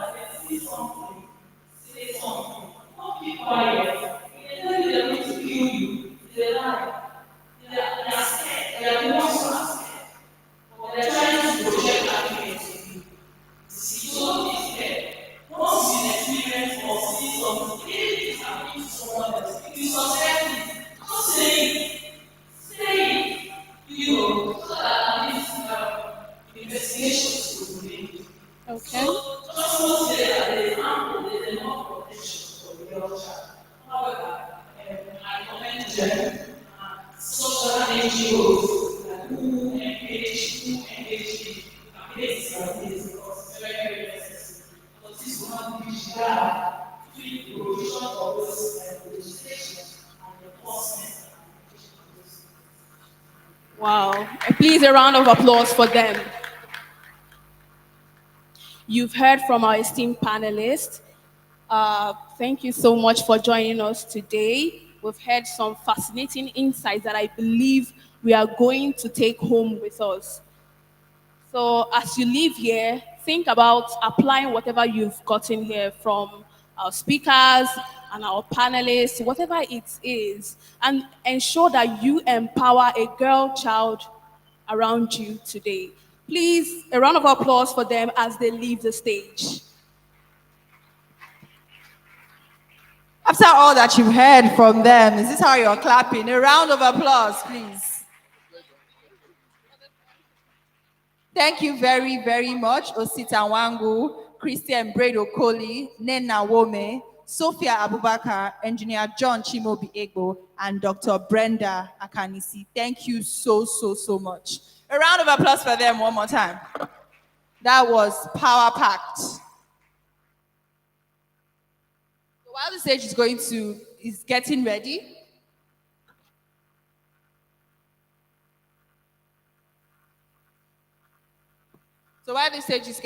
I'm going to welcome our next speaker. Like I told you, we have amazing speakers. We have an amazing lineup. And our next speaker is Honorable Justice Nenna Madu. A round of applause for her, please. Born to the family of Professor and Mrs. Oliver and Philomena Anowal, Justice Nenna Madu is a graduate of Abia State University, Uturu, from where she proceeded to the Nigerian Law School and was called to the bar in 2003. A lot of you were not born in 2003. So please, a round of applause for her. She served with the Legal Aid Council, Port Harcourt, and that introduced her to the world of service to the indigent, particularly women. After her service year, she got her first job with an NGO named SERDOC, where she worked as a program manager, head of legal development. This gave her the platform to interact with women in rural areas and offer support and services to them. She was appointed a magistrate in 2007, and like I said, a lot of you were not born, and rose to the ranks of a chief magistrate. In 2019, she was elevated to the higher bench and appointed a judge of the Customary Court of Appeal. She's happily married, and her marriage is blessed with 4 wonderful kids. She continues to be passionate about the empowerment of women and has impacted on the lives of so many women across the globe. Her greatest motivation is her resolve to live a meaningful life and a love for humanity. Her hobbies are playing golf and traveling. Please, a round of applause for Honorable Justice Nenna Madu, a judge of the Customary Court of Appeal. A round of applause once again.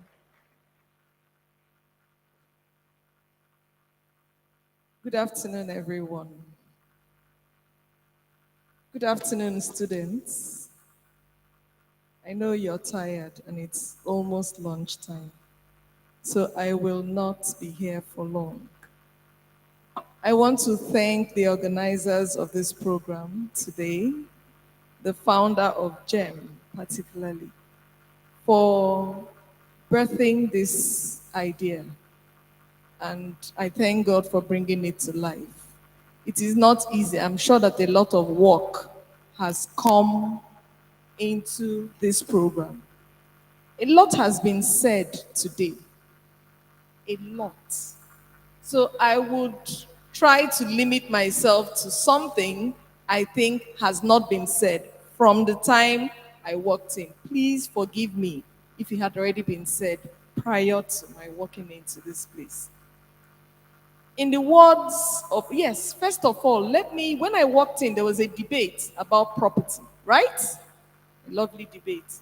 And I'd like to say that my alma mater, students from my alma mater here, I'm actually an ex-student of Federal Government College, Enugu. Yes. Yes. I graduated in 1995. Property, as an aside, please. there is a case law that has now established the fact, it's called Ukeje and Ukeje, that has now established the fact that a girl is entitled to her father's property, to a share in her father's property. It is no longer in contention whether a girl has a share in her father's property. It is not Uhuru yet, and I will tell you why.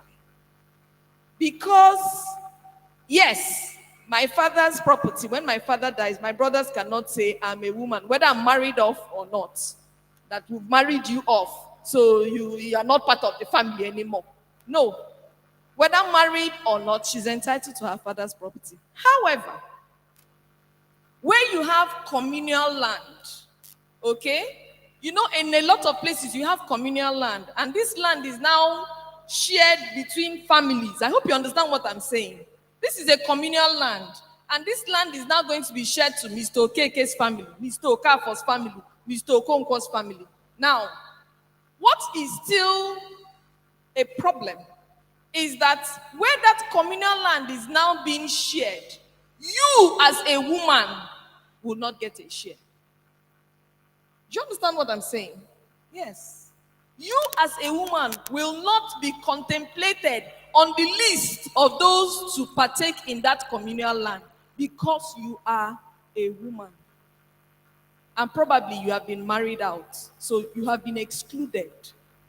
But if that property comes to your father, who is Mr. Okafor, by virtue of the property being Mr. Okafor's, you can now partake. Now, what if you are an only child and you're a girl? What happens?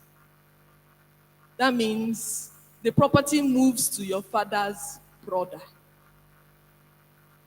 You don't get any share.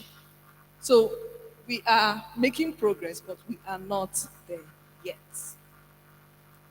I would use the words of Chimamanda Adichie to buttress that single point that I said I would make today.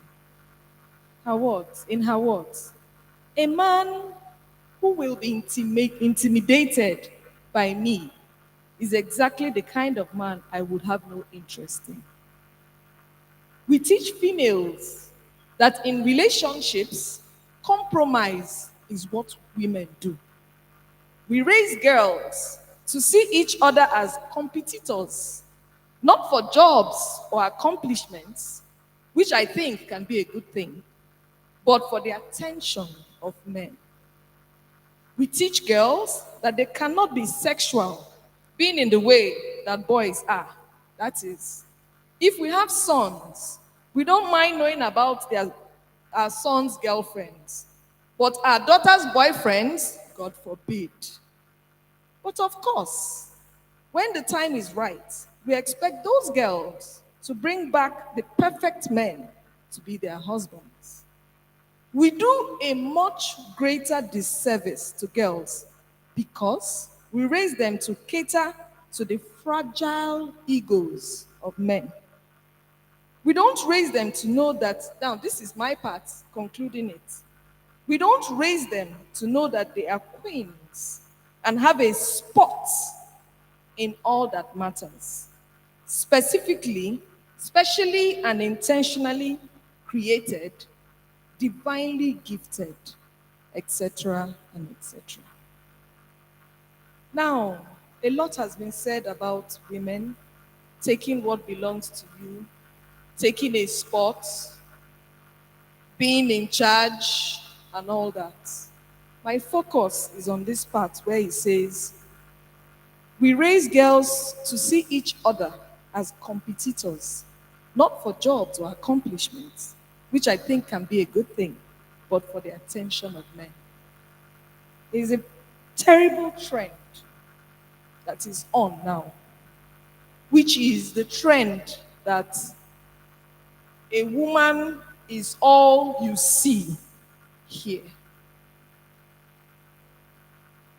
I'm not saying that women are not going places, trailing blazes.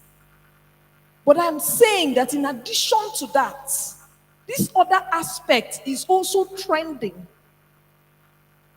In the sense that men walk into hotels and an album is brought out of different girls.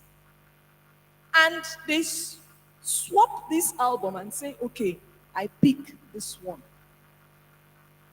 And that person is contacted and brought to that man. Hook up is not something that is an abomination anymore. You can freely tell your friends that you are engaged in hookup. You freely tell your male friends that you are available for hookup. Why? Because you feel that you're not enough. Why do you feel that it's important that it is the man who is giving you money? Why can't men be the ones parading themselves and available for hookup so that we can use our money and employ their services? Whatever it is you want him to do, if it's to wash my feet, I pay you. You come and start scrubbing my feet. Why? Why? Because we have put ourselves in that corner. We have relegated ourselves so much so that this is all we have to offer. And that is why the men believe that you don't have much more. I say, why sit down. I stood to be, you stand to be. So damn what? That is nature, not my design. Now, the one that is my design is the topic I'm talking about right now. It is good that we have this section of young girls.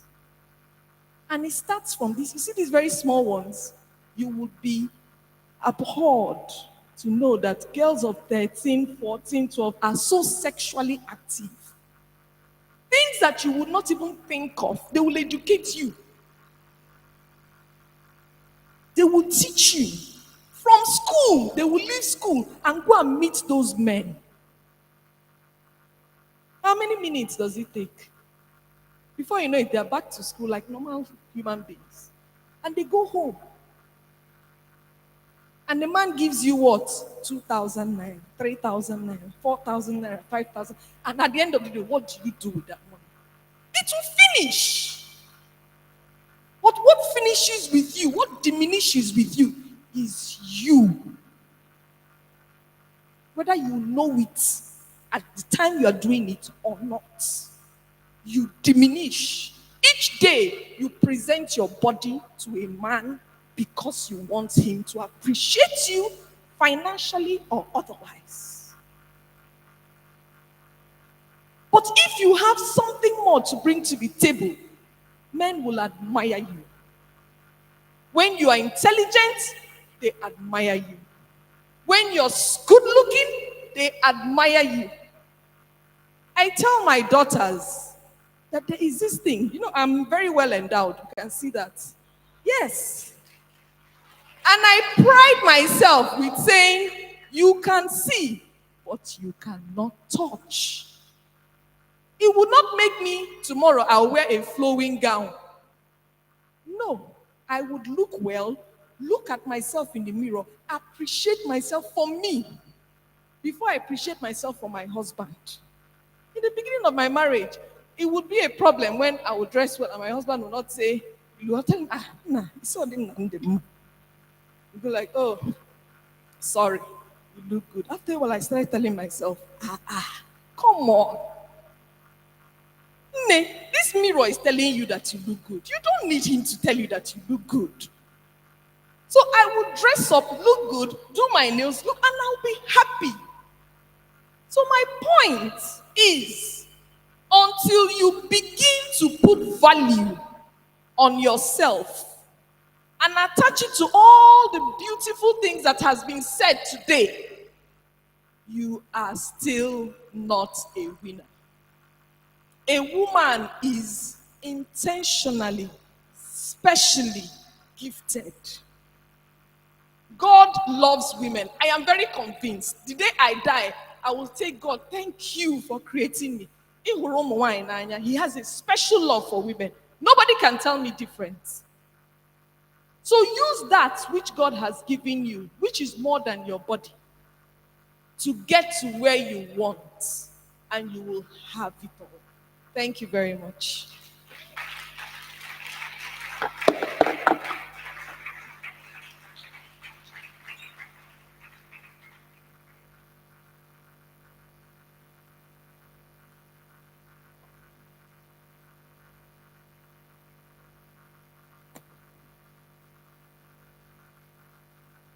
Please, a round of applause for Honorable Justice Nenna Madu.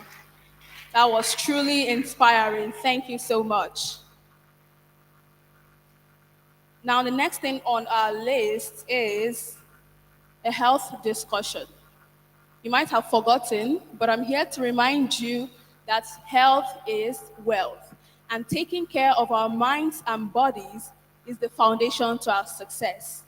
We have a captivating discussion titled My Health and I to help us know how we can prioritize and protect our well-being. Ladies and gentlemen, let's make welcome to the stage Dr. Chisom as she takes us on this topic.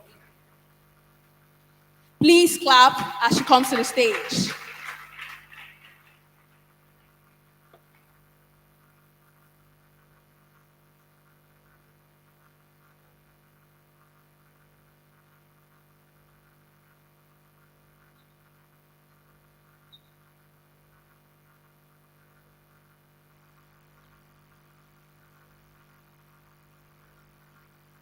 Hello, everyone.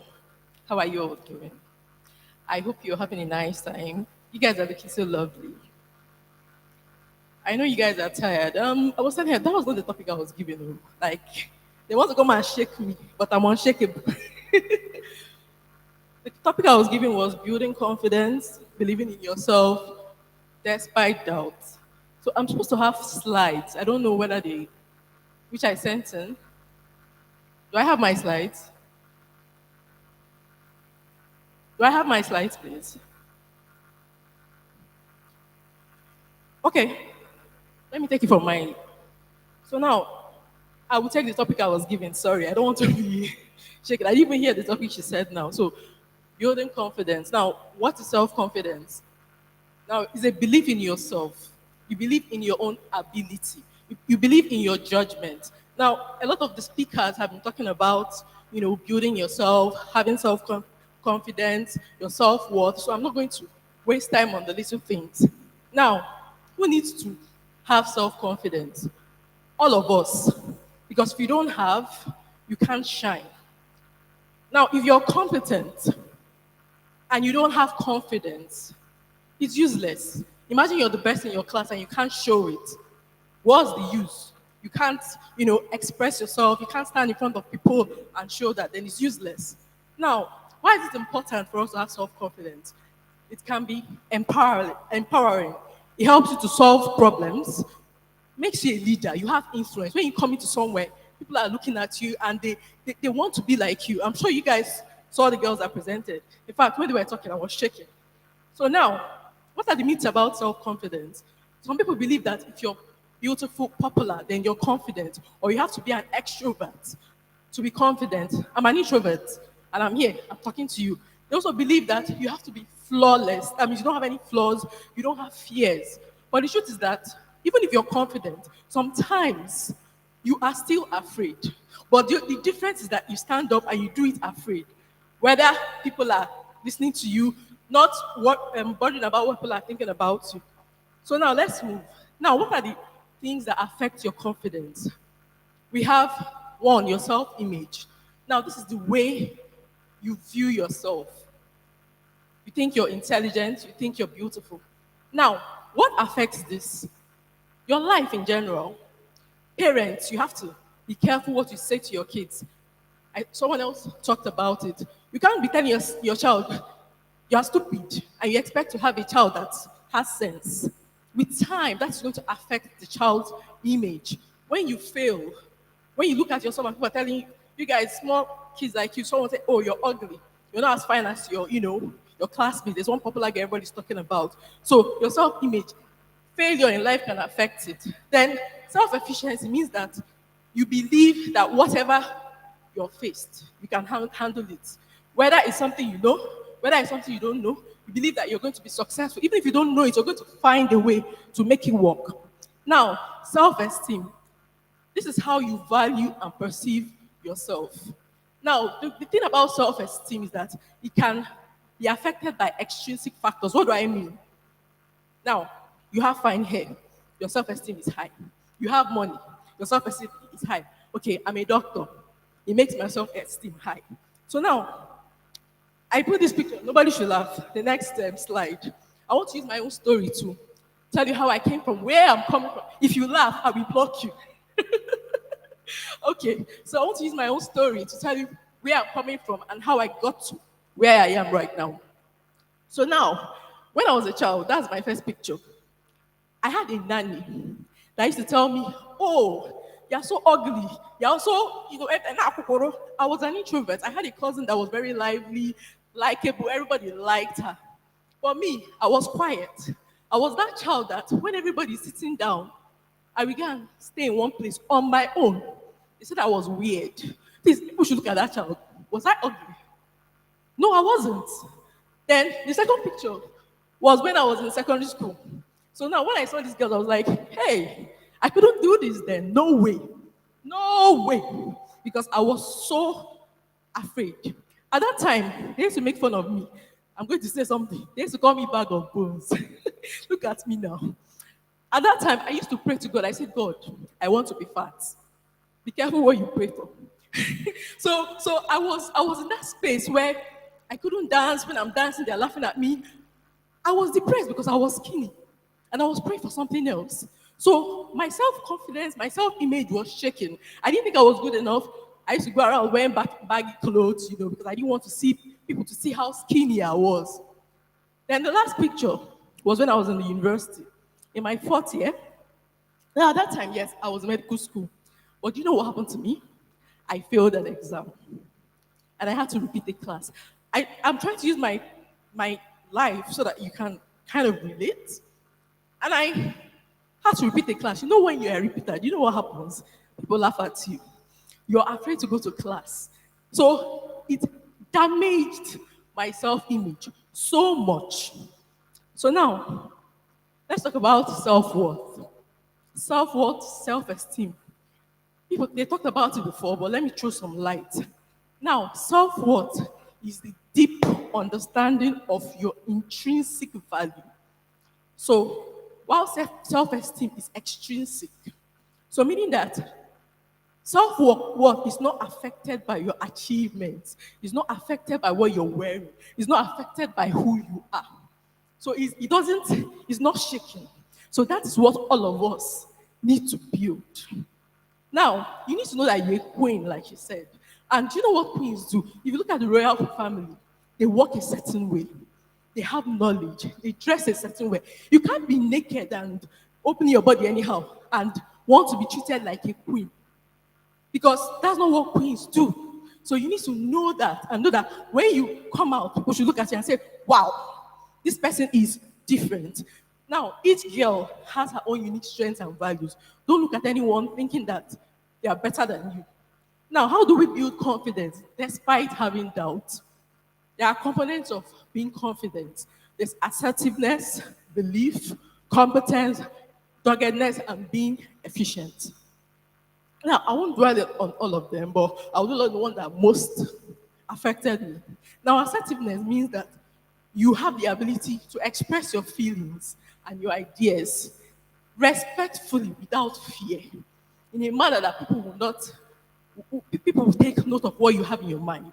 Let me give you an example. For you young girls, your friends want to hang out tomorrow, and then you have a test. Now, in your mind, you know you have to study for that test, right? But you don't want to say it so that it won't be like, I'm not cool enough, I'm not like them. And then they ask you, are you going? You'll be like, I don't know. Now, you didn't say yes, you didn't say no. And they now continue to plan, and then add you in the plan. And then you end up going for that hangout, and fail your test. So that's you not being assertive. Now, how do you build assertiveness? You have to know yourself. How do you think? Start to ask yourself using little things. When people ask me a question, what do I answer? I don't know. I don't care. You have to be specific. Either yes or no. I can use I statements, use little things to learn to give your opinion. For example, you go to a movie with your friends, you come and tell them, see, this movie, I liked it, it was beautiful, and you give your own opinion. So start to practice that. With that, you'll be able to build assertiveness. Then find a role model, someone that is assertive, and imitate the person. Follow the person online, etc. Now, belief. Belief to me, I would say, is one of the most important skills you need to build. If you don't have the right beliefs, you're not going anywhere because somehow you always go back to what you believe. Now, what is belief? It's accepting that something exists without any evidence. Let me give you an example. There was time they used to kill twins, right? And there are people that believe it. There's nothing you're going to tell them that they will say it's a lie. Do you understand? So these people believed it, but there was no evidence. They had strong beliefs, and those were bad beliefs. So beliefs can be limiting. Now, to continue with my story, the first thing I did for myself was to build belief. How did this happen? One day I was at home and my dad came in and I was like, oh, I read this book and I want you to read it. Because I wish I read it when I was younger, and he gave me this book, The Secret by Rhonda Bynes.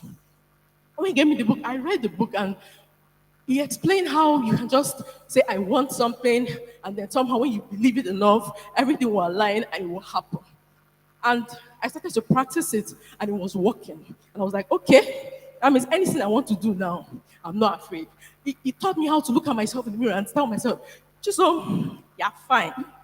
Nothing do you. Anyhow, you are. Because the truth is that I was skinny. People will not like you. You're fat. Some people will not like you, so you cannot make other people happy. You just look yourself in the mirror and tell yourself that I am everything that I need to be. So I read this book and it was so convincing. I started to practice it. But you know what? I had a shake. I had started building belief. I had started practicing. But as I started residency, now in residency in the hospital, there's this exam they call Part 1 exam. It's like the exam to be afraid of. So when I came into residency, everybody that went for the exam failed. Like, we had people that had written the exam 5 times. Everything I was saying was, this exam is hard. Nobody passes it. You know what that did to me? It built fear. Fear. So even before I had to prepare for that exam, I allowed the fear to take over me. And what did this do? I went for the exam the first time. I failed it. And let me tell you something. This exam, when you go, the money you spend, 3 months salary to go for one exam. So I went, I failed. I went the second time, I failed again. Then, I don't know, sometimes when you already have a background, I don't know how I remember this book. I don't know how it came. And someone told me that, and my mind told me, look, you are afraid. And you have fear. But you can overcome it. And you won't believe what I did. Once I just got up, I was like, no, I'm passing this exam. What did I do? I started to build myself up again. I started to read books. Like, what's the book? Positive Thinking by Norman Bruce. I can't remember the name. I bought that book, and every day I would read a page. I downloaded apps, and the apps, I'll write my affirmation. I'll say, I am intelligent. Because, in the medical field, when you fail, there's this hierarchy. You start to feel like you're not enough. People are going to look at you, and when you ask the question, they're looking at you like, so if you're not careful, you get into your shell, you hate everybody. So what I did, I told myself, I am strong, I am intelligent. I went online. I went to get Bible verses that were going to empower me. And I went online, I did that on all my question papers. I wrote them down. Now, when that thought came, I was ready with an answer. So that's what belief does to you. So if you can build your belief, when a bad thought comes to you, oh, you're not good enough, you'll be ready. So when I went for this exam, things were not going well. I have small children, I didn't have a nanny, nothing. But you know what? Because I had built myself up, when it was time for the exam, even as things were turning upside down, I told myself, you have been reading since, you are okay, you are going to do well, you are going to excel. And by the grace of God, I did. Now, to build your belief, you have to ask yourself, what are my beliefs? Are you someone that says, oh, I'm not intelligent? Why are you saying that? Is there any proof? Yes, you may not know maths, but you may be good at making hair. For you to design a particular hairstyle, that is intelligence. Everybody is not good at everything. So whatever you're good at, hold on to it and move with it. Now, what is limiting me? So you have to find that and then try to see if there's any evidence that proves that your belief. If you can't find it, then it has no point. Then you now write out things that you want to become, things you want to believe. Those are called affirmations. I am beautiful, even if you're looking at your face and you feel like you're not beautiful. The truth is that the more you say, I am beautiful, with time, you will start to believe you're beautiful. And the thing about affirmations is that I used to say affirmations, but I got a deeper understanding of it. You know, you have what we call habits. Now, when you start a habit, you know, saying, okay, I'm good at school, I'm intelligent, you keep saying it, but when you now ask yourself, if you're saying it, maybe you want to pass your exam, I'm going to pass this exam, I'm going to pass this exam, that's your goal, right? You want to pass your exam. Now, when you get to the point where you pass your exam, you have achieved that goal, your motivation is gone. You don't feel like reading anymore, that habit is gone. But when you teach yourself that it's not to pass the exam, you give yourself, you don't come from the goal aspect, you come from your belief. You tell yourself, I believe I'm intelligent. Now say, what do intelligent people do? They study. You write it down, they study, and you start acting like you're intelligent. With time, you will start believing you're intelligent, and you start seeing the merits of your intelligence. And even when you pass that exam, that is a habit that is going to stay with you forever and going to help you excel. So now, like they said before, be kind to yourself, don't judge yourself, don't be the person to be your own critic, because everybody around the world, they are waiting to criticize you. Educate yourself on topics that will help you develop your belief. Get books, read. I read. Reading has changed things for me. Changed it because, yeah, there's some insight you get from books that you don't get anywhere else. And you can't expect, we parents, we say, oh, my child is not reading. As a parent, if you're not reading, don't expect your child to read. Some of us, since we left university, we have not opened any book. So don't expect what you cannot do. Know that you're a role model, you have to stand out to make impact. So now, competence, I won't dwell much on this, is the ability to do something well without compromising standards, self-confidence, and also trusting your abilities. Now, to do this, you have to identify your talents, know your strengths, your weaknesses, know what you do easily. What's that thing that when I do, I'm not stressed? And build on it. Continue learning, like I said, read, develop resilience. Now, resilience means that you believe in yourself, that even when things are tough, you don't give up. You have that belief that no matter what, I'm going to excel. Now, also expand your horizon. Don't stay in a box. Don't stay too comfortable. There's a saying that says that comfort is the burial ground for kings. Don't be in a space and afraid to, try new things. Try new things, get to know people that will impact your life and help you. So this is very important. So, dogged. Now, someone with confidence, self-confidence should be dogged. This means that you should be determined to continue doing something or trying to do something, even when it is difficult or it takes a long time. You don't give up easily. Now, how do you do this? You set a goal. There's something we call vision boards. Who knows what a vision board is? Okay, vision boards is a board. You say, I want to be the best in my class. You have pictures that actually show what you want. And now, what this does is that it gives you an end. So you can actually imagine it. It makes it easier to see what you want to achieve. And it helps you to go and achieve it. So this can help you be dogged because I'm saying, okay, I want to be a scholar. And I'm seeing a picture of someone that is a scholar. And I'm like, okay, every day I'm saying, like, I want to be this person, and it keeps you moving. So vision boards are very helpful. And then you have to also learn to plan and engage in sports. Young ladies, engage in sports because it builds perseverance, discipline, and also engage in competitions, spelling bees, and things like that because it helps you to be intellectually resilient. Now, mentorship. There's a saying that, they say experience is the best teacher. But no, I will tell you, mentorship is the best teacher. Why do you have to experience it when you can get somebody that has gone there before you, that will teach you from the mistakes they made? Why do I have to make the mistake? So find yourself a mentor, someone that's going to guide you, support you. Now, time management. Oh Lord, all of us are guilty. You have to know that time, your life is time. So you said we are not managing time, we're not managing time, but your life is time. And you don't have you can't control it. So you can't be on social media online for 5 hours. Most of us, even adults, if you look at your social media consumption, you have stayed there for 5 hours. That's wasting your life. Because it's not going to add money. It's not going to add value. So why don't you manage your time better? Now, you have to develop self-discipline, try and be organized, and be able to say, these are the essential things I need to do. These are not essential, and remove them.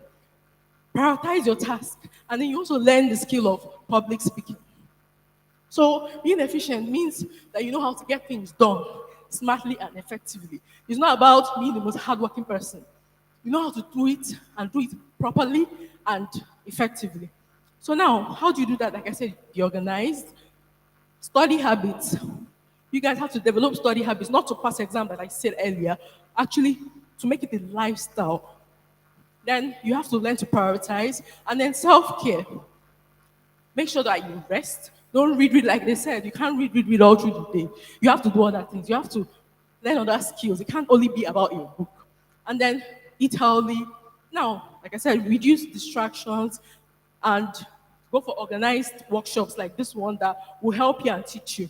Now, get emotional support. Find your friends, your mentors that you can talk to about your feelings, your stressors. If you have friends that don't encourage you, please walk away. You're not a true. It is not compulsory. You cannot be with them. If they are not aligning with your values, they are going to be a hindrance. Move away. See, you be the person that brings people to the table. That you create your own table. If people are not talking to you, get people that are like you and make them your friend. So that you have your own clique. Have that self-confidence to be able to lead others so that they want to follow you. So now, what's the role of parents?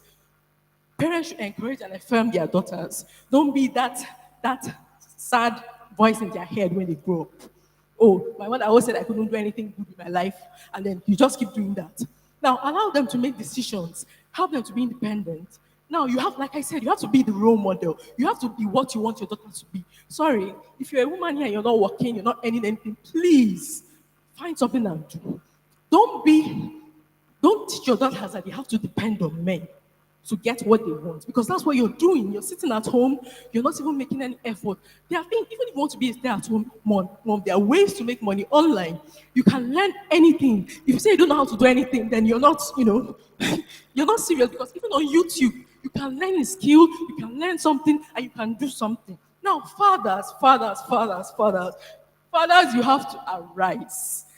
See, you play a unique role in your daughter's life. You're the first man she's going to fall in love with. You're the first man that she's going to look up to. So affirm your daughters, validate them, tell them they are beautiful. Just know that there are studies that say that girls that enter premarital sex and get pregnant do not have a solid father figure. So nobody was telling them, I'm beautiful, you're beautiful. See, sometimes if you when they are teenagers, they don't need all this. That's when they actually need it more. They need you to be close to them. Now, those who feel they are supported by their fathers grow up more confident and strong. So, with all these words of mine, I was able to come here and stand and talk to you. I think I've been able to develop my self-confidence and dream big, believe in yourself. You are worth it. Have it. Thank you.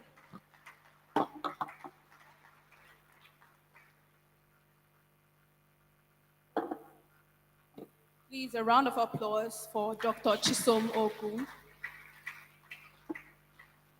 Again, my apologies for the error being made. There was a slight change in my order of events. And so I have to, stick to it. So our next session is still on health. Health is wealth discussion. So we have our speakers with us, and they are ready. We have Mrs. Ifoma Neji. Is she here? Mrs. Ifoma Neji. Please welcome her to the stage. A round of applause, please. And let's make welcome to the stage Dr. Chika Ezekwere as well. So they are going to enlighten us on the topic, My Health and I, to help us know how we can prioritize and protect our well-being. Thank you for joining us.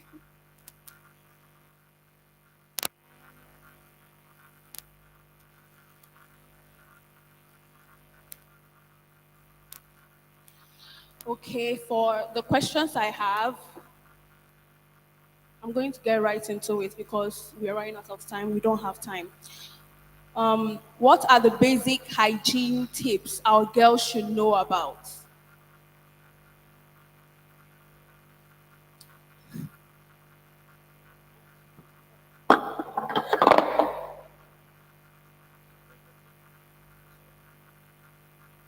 Good afternoon, everyone. I'm sure you all have had a long day, so we'll make it snappy. I like the theme, one you be ife. One you be ife, not just ife. So about the girl child, the basic health hygiene they should be aware of. By way of introduction, I'm Dr. Ezekwere Chika, my gynecologist. So for every girl child is an overall thing from your hair to your toe. For a girl, you should be particular about keeping your hair clean. Wash it when you shampoo it. When you do that, you don't come down with all the hair infections like dandruff. If you can keep a clean hair by making it, you can as well cut it. Then from the hair, we go to the eyes. I'm going to make an overall thing for the eye. You keep a check on your eye. You don't need to go reading with dim light.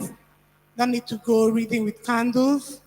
And if you notice any change in your vision, probably used to stay at the back of your class and you see clearly, and over the years you don't do that, you need to report to your parents and see an eye doctor.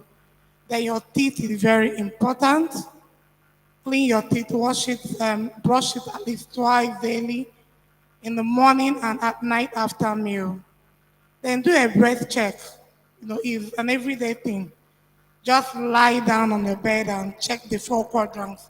Just share the breaths, in your mind, share it into 4, then touch it 1, 2, 3, 4, you go around, then you touch the central area, looking out for breast lumps. Breast lumps happen to the women, happens to girls under 18 years. So it's very important for the breast lump to have the benign ones. We also have the cancerous ones. So once you notice a lump there, you should report to your parents. You should see the appropriate doctor. Then I mean something. Growing up under 18, you should get a deodorant, the one that are nature-based, not the chemical-based deodorant. You should take your bath at least twice a day, in the morning and at night. If you can afford good body spray that are children-friendly, you can use that. Then for the perineal hygiene, you shouldn't use one pad all day long during your menstruation. You should get to change your pad. I personally, once I'm on my menstruation, I pee, I remove my pad. So if you can afford that, fine. If you can, at least twice a day. You put in the morning, when you come home, clean up, take your bath for the night, you change your pad. Then for the perineal hygiene, you pee, you clean from the front to the back. Let me be more vocal. I'm a gynecologist, I said earlier. So we call things exactly the way they are. So you clean from your vagina area back to your anal area, not the other way around. You don't clean from back to front, you clean from front to back. Very, very important. Then for the girl child, should get at least an ultrasound scan, an ultrasound done once, at least once in a year. Why should you get that done? We have the ovaries, which are the hidden organs in the tummy that has to do with reproduction. And we've had cancers of this area, which are usually not symptomatic. By the time they show symptoms, they've really gone far. So when you do a scan at least once in a year, you get to know what's happening with the ovaries, with the fallopian tube, with the uterus, that's the womb, which are the main reproductive organs of a female. Thank you. Okay, over to you, Dr. Chika. Dr. Ifeanyi, sorry. What advice should be given to the girl child to prioritize their wellness?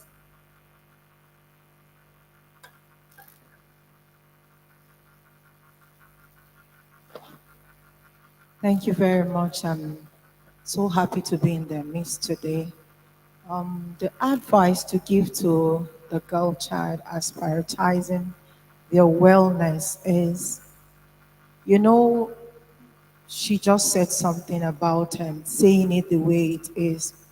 Most of the ailments that comes with infection comes by our relationship with either the male folks or toilet hygiene. So it is important that as a girl, because of the formation of our private areas, when we are using the washroom, we should be careful as to how we sit, or make sure it is disinfected and use a disinfectant to clean the place, or better still, don't rest on it. Again, it is very important that we understand that some of the cancers that it's affecting the women of these days is as a result of the exposure from that area. Now, we're talking about the cervical cancer, which comes to the female from their genitals, right? On the cervix.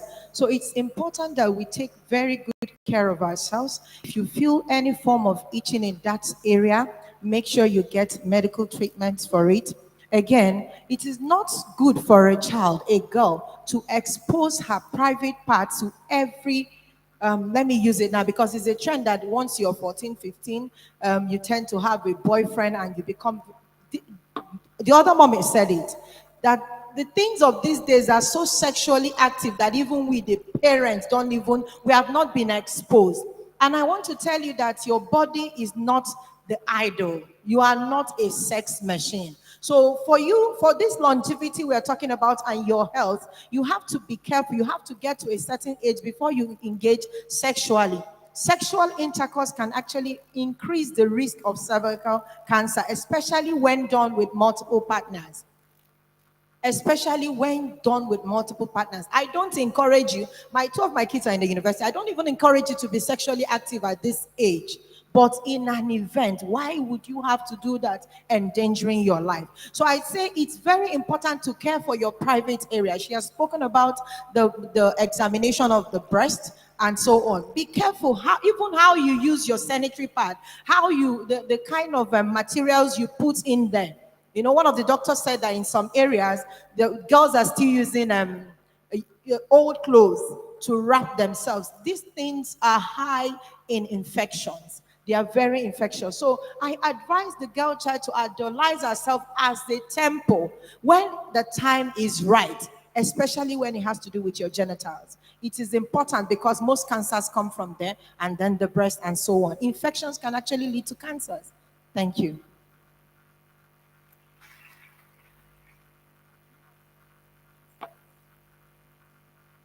You've heard from our amazing medical practitioners on how you should be able to take care of your body. That was truly a captivating discussion. Thank you very much. Please, a round of applause for them as they leave the stage.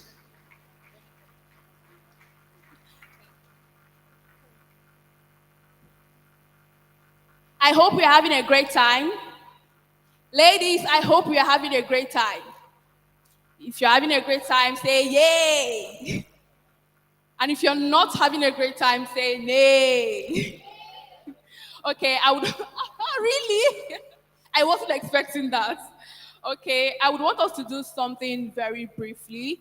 So meet the person sitting close to you, try to connect with them, know their name, know what they do. I'm going to give us time to do just that. So meet the person sitting close to you.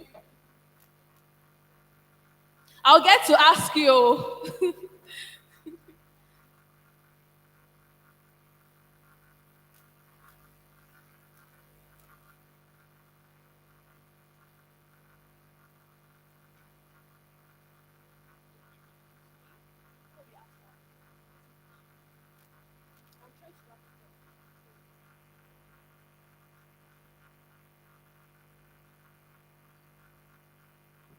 Okay, ladies and gentlemen, we're about. Okay.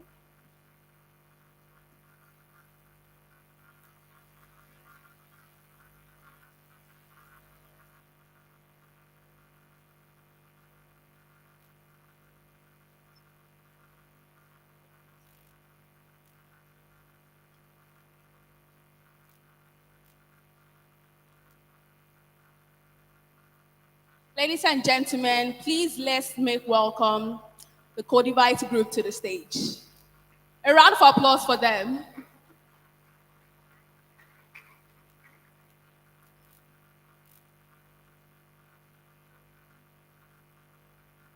Please keep clapping as they come to the stage. Keep clapping.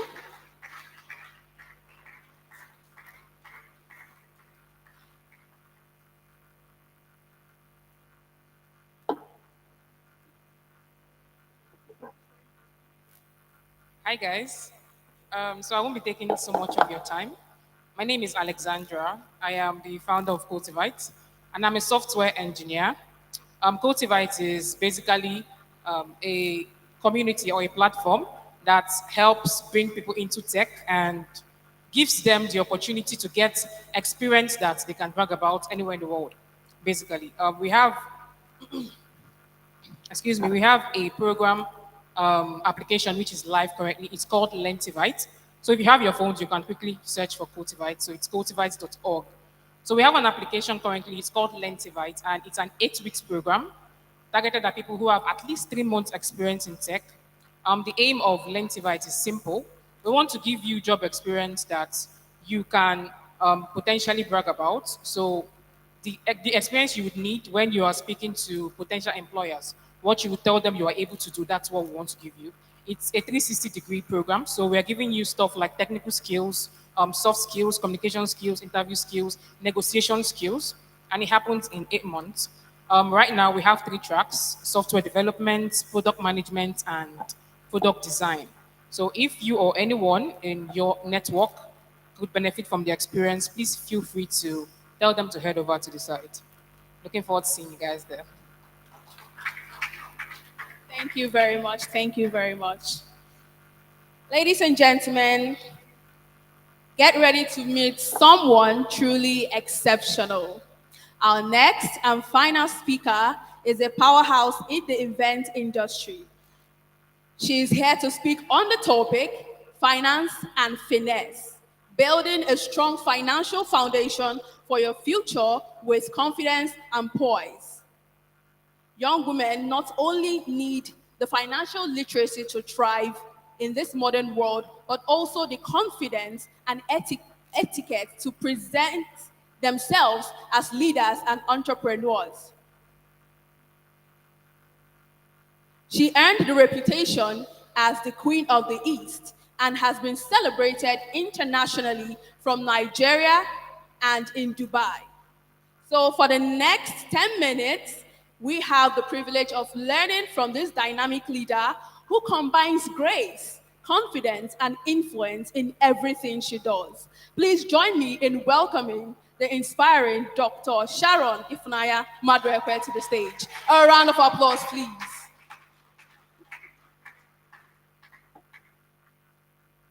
Please keep clapping, keep clapping. You look absolutely gorgeous, ma'am. Hello, everyone. Okay, I know we're tired, right? So we're just going to do something. Can we all stand up? Please. I know we are tired. My darling, I know that eyes. Me too, in secondary school, I was always tired. So we're going to do something that we used to do when we were in school, right? I'm waiting for everybody to stand up. If you don't stand up, I will not talk. If you're happy and you know, clap your hands. If you're happy and you know, clap your hands. If you're happy and you know it, and you really want to show it, if you're happy and you know it, clap your. Okay, thank you guys. We can now go. We can sit. Because some people wanted to sleep. So that was to wake them up. If you're a Christian, can I see your hand up? Okay, so we're all Christians. So we're just going to say a short. You're not a Christian. Are you a Muslim?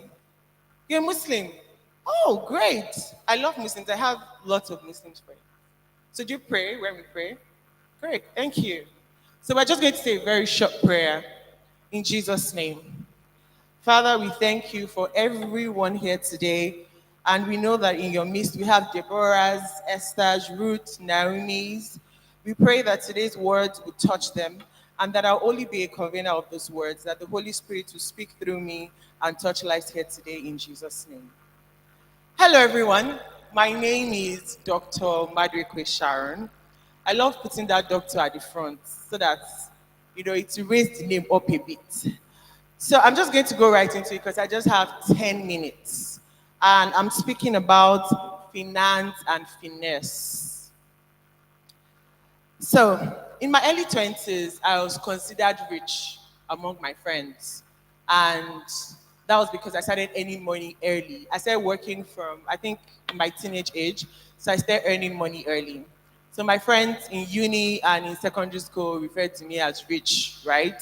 Just because your age grade or people in your age grade do not earn a lot at that time. And both in paper, at least I have small money to my name as a teenager or as a young youth. But I made lots of mistakes because I do not know what I know now, right? And I wish I had someone that, brought me for programs or conferences like this or taught me something. So I'm going to run through this very quickly. I know that some people will say, oh, but I'm just in secondary school. That's not true. In short, that's when you see money. Once you finish secondary school and invest, nobody's giving you any money again. In short, I wish I can go back to secondary school and invest because I had more money then. Your friends, your uncles, your aunties, your cousins, somebody will dash you money. Now, nobody dashes anybody money again. So please, this is for everyone, both those of you that are young adults and those of you that are in secondary school. So first of all, I'm going to just define what finance and finesse is. And it's a balance between financial skills, like budgeting, investing, and just managing money generally, and soft skills like negotiating, networking, and presentation. You need all of this to navigate your life. One thing about money is that money touches every aspect of your life, both personal, confidence, everything. That's why they used to say, "Akunesio bike." When you have money, you just know that everything is going to be all right. So I'm going to share with you very few tips to build a financial foundation. And the reason why I'm calling it a financial foundation is because these are the things that you need. They're just basic knowledge. And number one is budgeting and saving. Those of you in secondary school, they give you pocket money. They give you money to eat in school. When I was in school, well, 20 naira is no money again. But when I was in school, in secondary school, my mom used to give me 20 naira every day. And then I save 10 naira and then spend 10 naira. And if I tell you what my 10 naira was for, you will not believe it. So when I was in school, I used to be very skinny, but we're all girls here. Okay, we just have one guy, sorry. But I had big bum bum. And I didn't like it because I was always bullied for it. So I was saving money to buy myself a very long school bag so that I could cover it and then it will cover my bum bum. So that was what I was saving my money for. And if I know what I know now, it wouldn't have been what I would have saved my money for. I would have saved my money for something better, right? I was bullied for being tall. And very funny how my height is what is sought after now. And I was bullied for having bum bum. And now girls pay a lot of money to add to the one that they have. So I just want you to know that whatever it is that people are bullying you for now will not matter in very few years, actually. it will not count. I remember in school, people who had full lips would be bullied, they'll be called for more lips. Now, girls, we are lining on top of our lips, so our lips will be big. What do we really want? So there are different things, right? I remember when I was bullied for being skinny. Now I've added weight. Every day they're telling me, when are you losing weight? And then when I add weight again, there are different things. So whatever it is that, or whoever you think is bullying you for something now, trust me, count 1, 2, 3, 4, 5 years. It won't matter to anybody. So love yourself and just enjoy whatever it is that you have or how God has created you. So please, if you have whatever money that you're earning now, learn to budget and save. For budgeting, these are for young adults too. You earn salary and you want to budget. This is how much I'm spending in a month for clothes. This is how much I'm spending in a month for this. When I was in university, I was a shopaholic. I had deliveries every week. It was, I think somebody cursed me from my village at that time. It was really bad, like very, very bad. And if I saved all the money that I had when I was in university, I can promise you that I would have been very wealthy right now. But I spent them buying clothes and shoes that I will not even wear now because I've added weight. So I can't even wear any of them anymore. But those things just elevated my self-confidence or elevated me for that moment. And after that, I'm looking for the next thing to buy, the next shoe to buy, the next dress to buy. So it doesn't make any sense. This year, I placed myself on a budget. And the moment I exceeded my outfit budget, I took myself back and I said I was not going to buy any other thing. I will wear things in my wardrobe. And suddenly I realized that I had more beautiful clothes. So the truth is, when you start budgeting, you would actually do yourself good. You would notice that you don't need to go out with your friends to have that drink. You don't need to take that Uber. You can take Keke and you'll be fine, honestly. But just make sure that you stick to your budget. For those of you that do black tax is those of you who help your parents or send money to your siblings. Please have a budget for black tax. It's very important. If not, you give everybody your money, and if anything happens to you tomorrow, those people cannot help you too. I love Nigerians or Africans, we love our family members, but you need to fix a certain amount of money every month for black tax. If not, you will wear yourself down. Secondly, debt management. Some of us borrow too much. Once you think about something, the next thing is, I want to go and borrow money. Your friend is getting married, Ashebi is 90,000, I want to go and borrow money. You that you're in secondary school, somebody says, oh, there's this nice fascinator or nice thing. You want to borrow money from your classmates to buy it. It doesn't matter. It's honestly, that day or that moment or whatever that thing is for, it would pass. You're only allowed to borrow if that money you're borrowing is going to earn you more money. So that's why people go to the bank to borrow money to invest in their business. If it's not earning you more money, you have no business borrowing money. So if you have a debt that you're currently settling, it will be very important to know how to pay off that debt so that you come out of it and focus on investing and saving. The next is have an emergency fund. An emergency fund is very important. I always say to people that you can be walking on the road and something will just happen to you. And if you don't have money, it's a big problem. They can call you from home and say your roof in your house fell down. There will always be something. Even you as a young adult or you in secondary school, something can happen and you just need money to buy something. You lost your textbook that mommy bought for you and you don't want to go back and ask her for it. Your emergency fund or some of the money that you put down can actually help you cover for that. So it's always important to have money that you run back to during rainy days. Number 2 is, please read about money. I know that there's a mindset that women cannot earn money or we cannot earn more than a certain amount of money, right? There is this mentality that men are the one who are allowed to earn certain amount of money. Even growing up, you hear things like, oh, daddy is the one who has more money. The truth is, even as women, we can earn money. And in my industry, I'm in the events industry, I know we have men in the event industry, and I can proudly say that I'm one of the women who earns more, and I earn more than men, confidently. It's not bragging, but I can tell you that I'm earning than most of the men in my industry. And there's so many other industries that if I get into, I will still earn more than the men. So it is okay for you to earn money even as a woman and earn more than a man. It can happen, and it is happening. It happens every day. So please, I want you to believe that you can actually earn money and you can earn more than a man. So learn about money, learn how to invest your money, learn how to grow your money, learn how to earn more money as a woman. Because see, being a woman, it is another topic for another day. But you need to read about money. There are places to read about money. The time you used to go and watch Thatcher on Instagram, watch Big Brother, who did they evict today? Use it to follow people who teach about money. Unfortunately, my friend, I learned how to invest in stocks by following Brain. I follow Brain Okoli on Instagram, and that's how I learned about investing in Nigerian stocks. I used to invest in only foreign stocks, right? So I started following people who top money. And there are other people, there's Wealthy Money, there's Financial Jennifer. There are a lot of them that teach you how to save even 100 naira, how to put out 100 naira every day or every month, even 500. Let me say 100 naira is not small money, so let me use 500. But the time that you used to follow the people that will not teach you anything, use it to follow people who invest in your life. I sat down one day and I took my time to unfollow a lot of people on Instagram. And then I started following people who invested in me, people who taught about leadership, people who I wanted to be like. I have people in the industry I want to be like. I have women who are not even in my industry who I actually want to be like. So I took my time and I started following them and I started learning from them. So I think you should all do that, continually learning. Please learn all the time. It's so important. Your mindset, I just said it. Some of us think that men are the only ones that can earn money. Please, mindset is very important. When I was growing up, people would always talk about my mind. Oh, think about this. I'm like, I beg you should leave me alone. All this think. I'm not interested. But now, I actually realized that your mind is very powerful. And the things that you think of would come to you. Before now, I used to think that, oh, I was one of the biggest event planners in Nigeria. And I'm not kidding you. I thought about this when I didn't have a company. And I can solidly say that I'm actually one of the biggest event planners in Nigeria. You can mention Shamol Experience.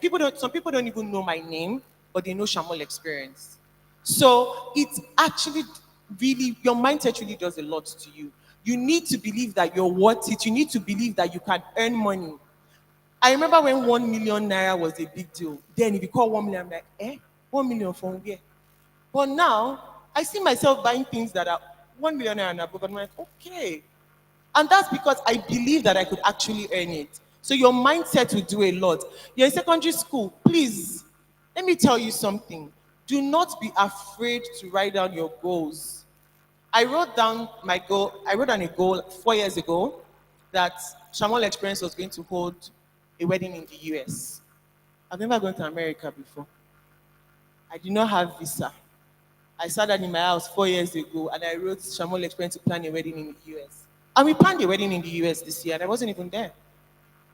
And it just honestly has to be your mindset.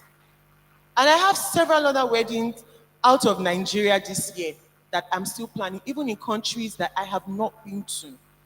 All because I thought that I could do it. One of my friends used to tell me that I'm very proud. I said, have you seen me? Why won't I be proud? Is it easy? 6'1", fair. If people like, come my leg, kill leg, can't concern your house. I expect, thank you. So honestly, doctor, honestly, nobody can praise you more than you praise yourself. Let me give you should I say a tip? When you praise yourself or when you look at yourself in a certain way, people begin to see you like that. Before now, I didn't like my fingers. I used to say I have plenty excess skin. My fingers are somehow. And then my friends used to say, to Sean, this your finger like chicken hand. That's how me too one day. I fixed my nails. I'm like, above course, my fingers are fine, sharp.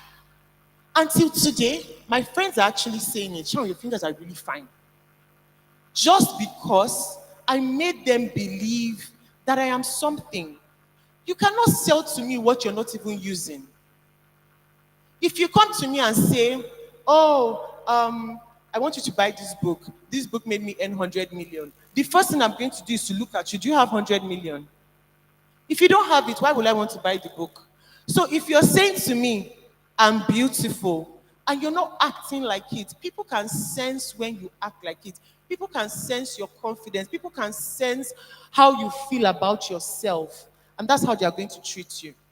If you don't take anything away from here today, I want you to know that the way you treat yourself is the way I'm going to treat you, and it's the way every other person is going to treat you. If I come into this hall and I sit beside you, and you start saying, hi, good evening. I'm on meet, I'll start doing, oh, hi, good evening, how are you? I'll start feeling like I'm important on top of your head. But if I come into this hall and sit there and be like, oh, hi, good evening, I'll say, maybe this guy is governor's daughter. Me, if I don't even know. I would also want to act, I'll just be like, oh, hi, good evening. So if you look at yourself less than you are, people will treat you that way. So you have to learn, see, no matter what it is. I have a friend that grew up in the slum of the slums of the slums of the slums. Like her house was the most horrible. But now she lives in America. If I need money, she's the one I will go and meet though, because she's richer than me. So it's just to tell you that whoever you are, you can be at the top tomorrow. So I just want you to know that, and it will still happen with your mindset. Please don't ever think that you're less than anybody. There's nobody better than you. A lot of us that you think that we're better than you, it's only outside though. When we go inside, we'll still tie up and sit down on the floor and eat our by peace. It's only when we come out, you go, oh, hi, good evening. So please, always know that you're better than anybody makes you think. And this honestly builds your confidence, your poise, and emotional intelligence. Another thing that having money does, or saving and investing does to you, is that you have better negotiating skills, better confidence. You can even negotiate better. Now, let me give an example. If I come to you now and I say, hi, hello, please, you have 500 naira in your bag. Would you give me or you would not give me? Would you give me? You give me. Why? Because I'm fine. I'm polite. Oh, Omali Chanwa, thank you. And then not just that. If I say, give me 500, I'll give you back. Would you believe me? Why?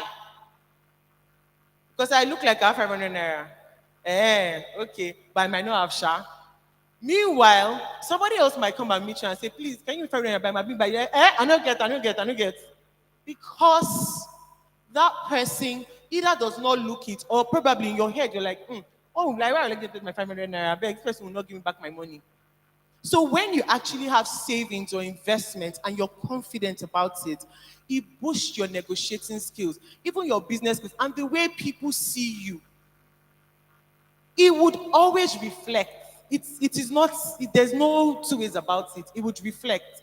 If I say, give me 500 naira, and maybe you don't know me, somebody's thinking about you, say, now that guy will get some more experience, give and go give you back. If you even give you 1,000. Why? Because you know I have earning power, right? You know that I'm earning money and I can give you back that money.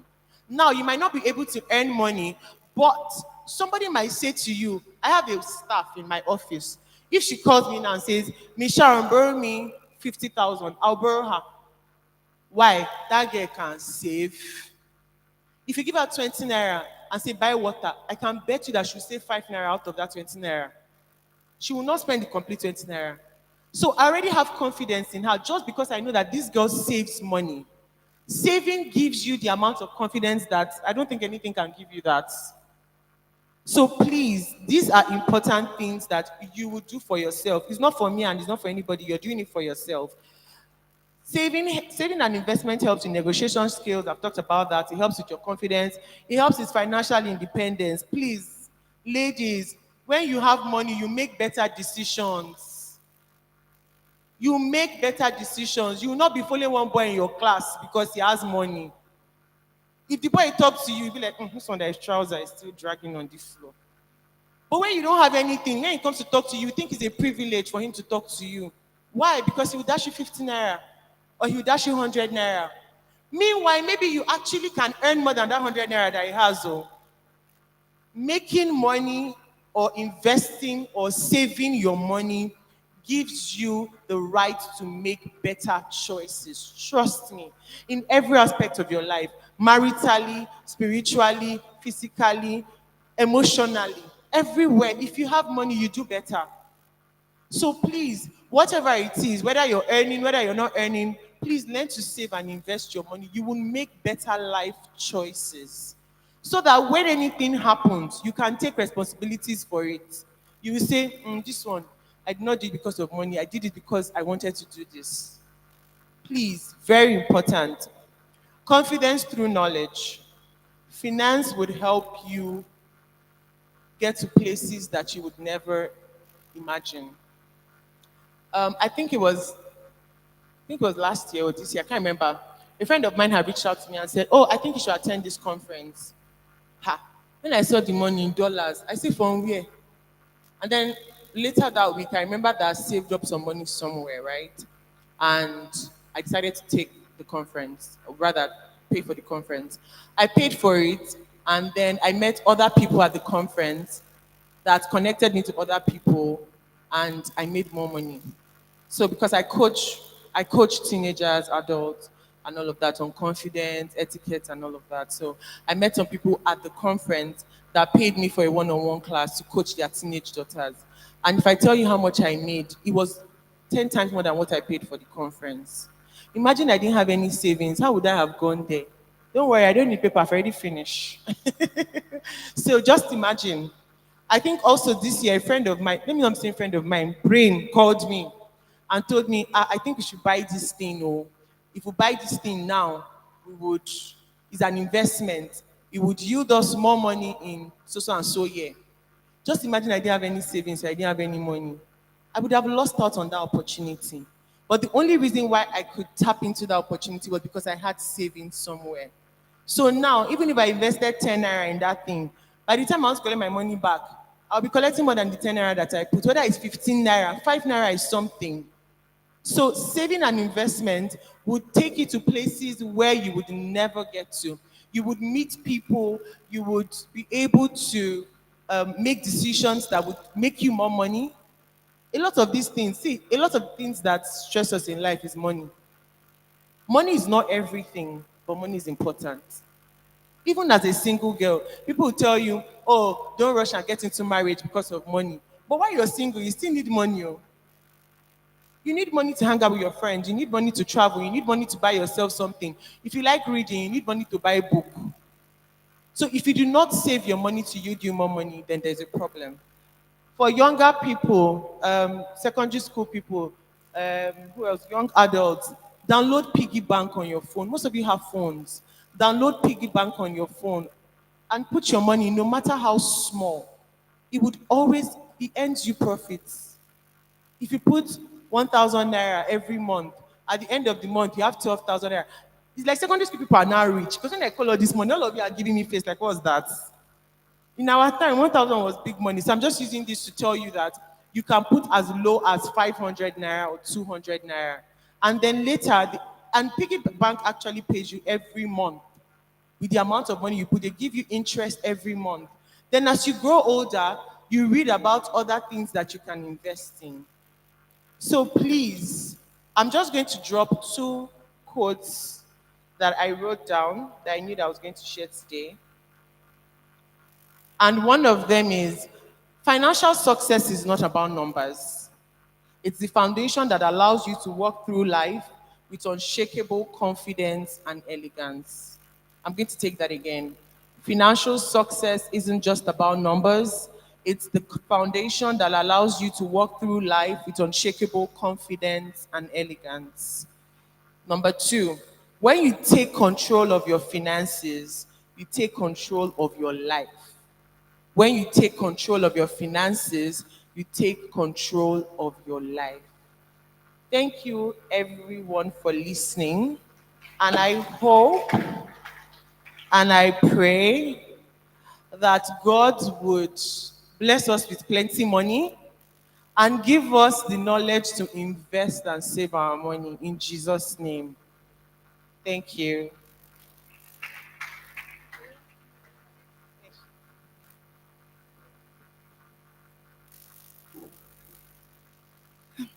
Hello, everybody.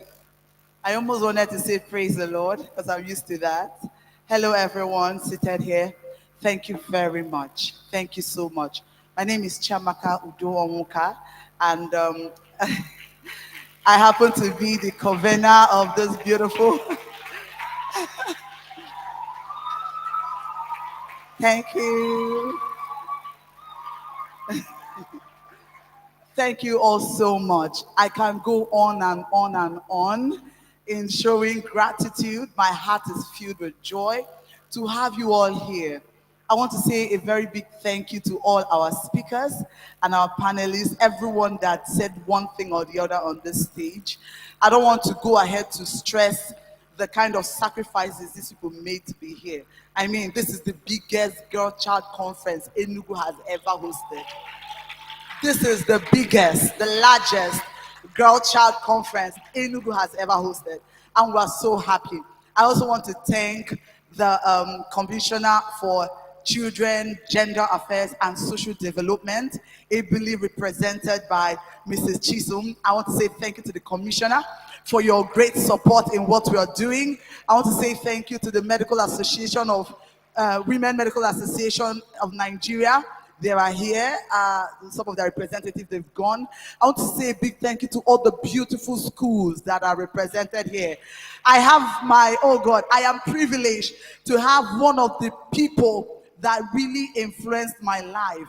She is here. See, if you don't celebrate people like this, I don't know what you're sitting here to do. I have my English teacher here, Mrs. Ajoko. Please, ma, stand up. I want to celebrate this woman. That I'm speaking this English today is because of this woman. This is one of the women that shaped my life from a very young age. I stand to say that she's one of my role models. I made sure that she's here today. And here she is, still planting the seeds in the life of people. I have the beautiful Lady Ibiam. She brought them here. Lady Ibiam girls, you're welcome. I have representative from Federal Government College. Please wave. I have Seat of Wisdom. I have University Secondary School over here. Hello. I have Purple Crown Secondary School. They've gone. I have a whole lot of, I have Spring of Life School ably represented here. And one other school, I just hope I'm not missing out on. I want to say a very big thank you to each and every one of you. You know, they say behind a successful man, there is a successful woman. So now behind a successful woman, what do you say? I want to use this opportunity to say thank you to my wonderful husband, seated over there. This man is my pillar.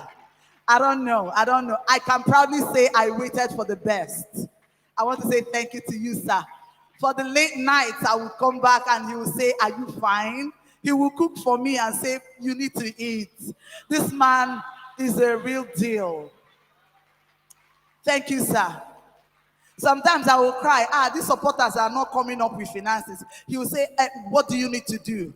And then I'll hear pim, pim, pim. I say, Odogu no be for mouth too. Thank you very much, my lovely husband. I am proud to bear your name. Thank you, sir.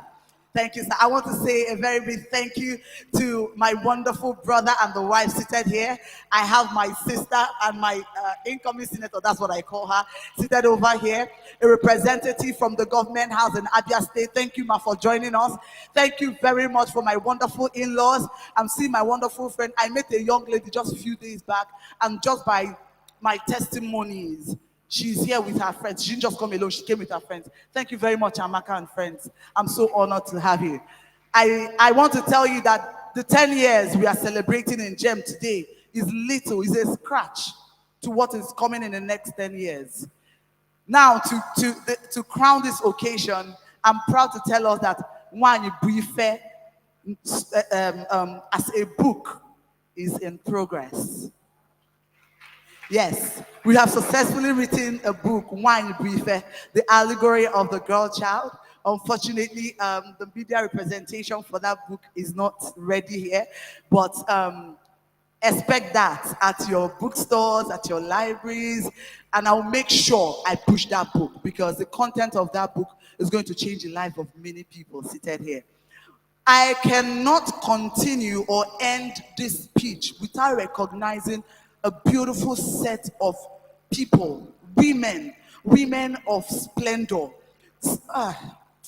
God has blessed me with people, solid women. Women have been through a lot, but they came out as pure gold.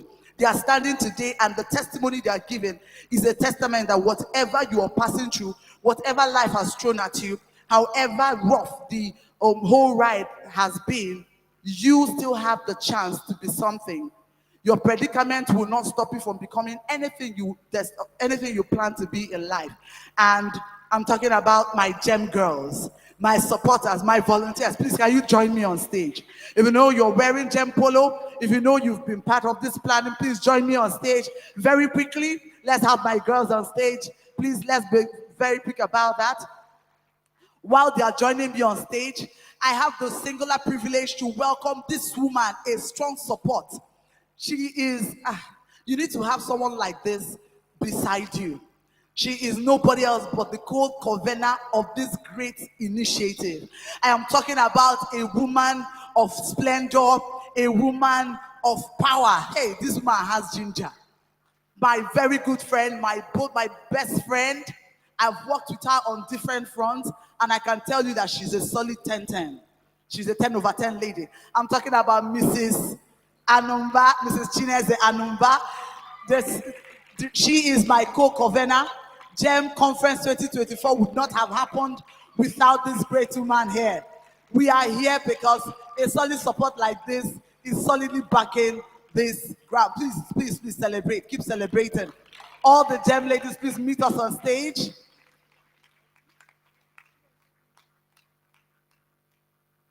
I also want to welcome here Dr. Noma, who happens to be part of this, members of the board, representing the secretary to the board. Dr. Noma is a solid. I don't know what I did to have this beautiful gifts surround me. This is, oh my God, I can go on and on. I'm so happy. I'm so elated. Can you imagine? Just see us. See GEM. These whole people see the pillars. See, God is faithful. God is faithful. I want to say a very big thank you to each and every one of you. I love you all. Thank you. Thank you so much. Thank you so much. Most times I'm scared, and then I look around and then I see these people behind me.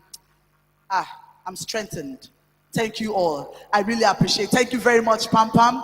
Thank you for your time. Thank you. Please join us. Pam Pam said I want to be part of your initiative, and here she is today from the beginning of time till now. Thank you so much. Thank you, Dr. Sharon. This was 9 minutes. Dr. Sharon. Dr. Sharon. Thank you so much. This was 9 minutes and she's here. So goes to all our speakers. Oh God. Oh, I'm short of words. I'm short of words. Thank you all. Please, can you give us a standing ovation? Can you give us a standing ovation? I would want a coverage from here showing our crowd, and the GEM guys, you can just stay here. Let's do something very quickly. I want us to say GEM Conference 2024 Mwani Briefe. Okay? I want us to all scream it, and let's just get this together. So the guys cover us from here. Let's all say GEM Conference 2024 Mwani Briefe, and we'll wrap it up with that. Are we ready? Are we ready?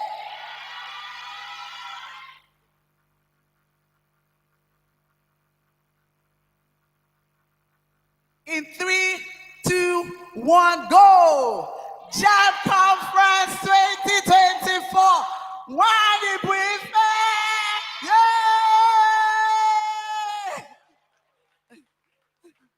They said I should do the one with selfie. I don't have a phone. Can I use someone's phone? Okay. Are we ready? Don't worry, I'll get your faces. Let's do that one more time. GEM Conference. Are we ready? 1, 2, go. GEM Conference 2024. Mwani Briefe. Yeah. Thank you all so much. Thank you so much. This brings us to the end of this wonderful program. Please, can we say a short prayer and go? Let's take a short prayer. Can I invite here?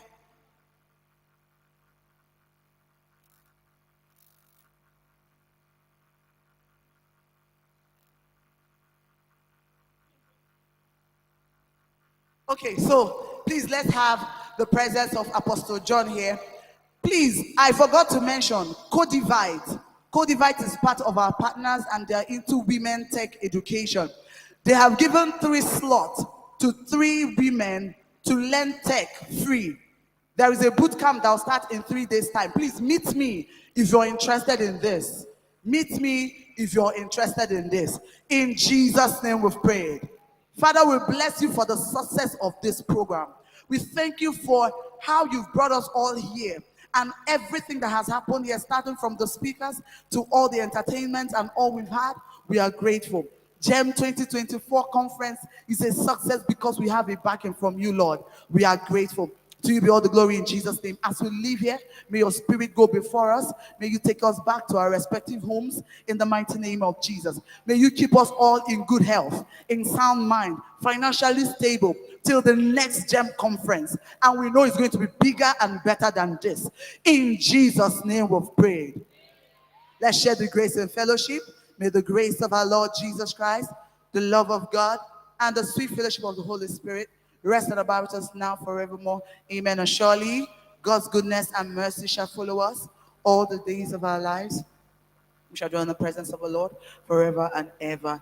Amen. Praise the Lord.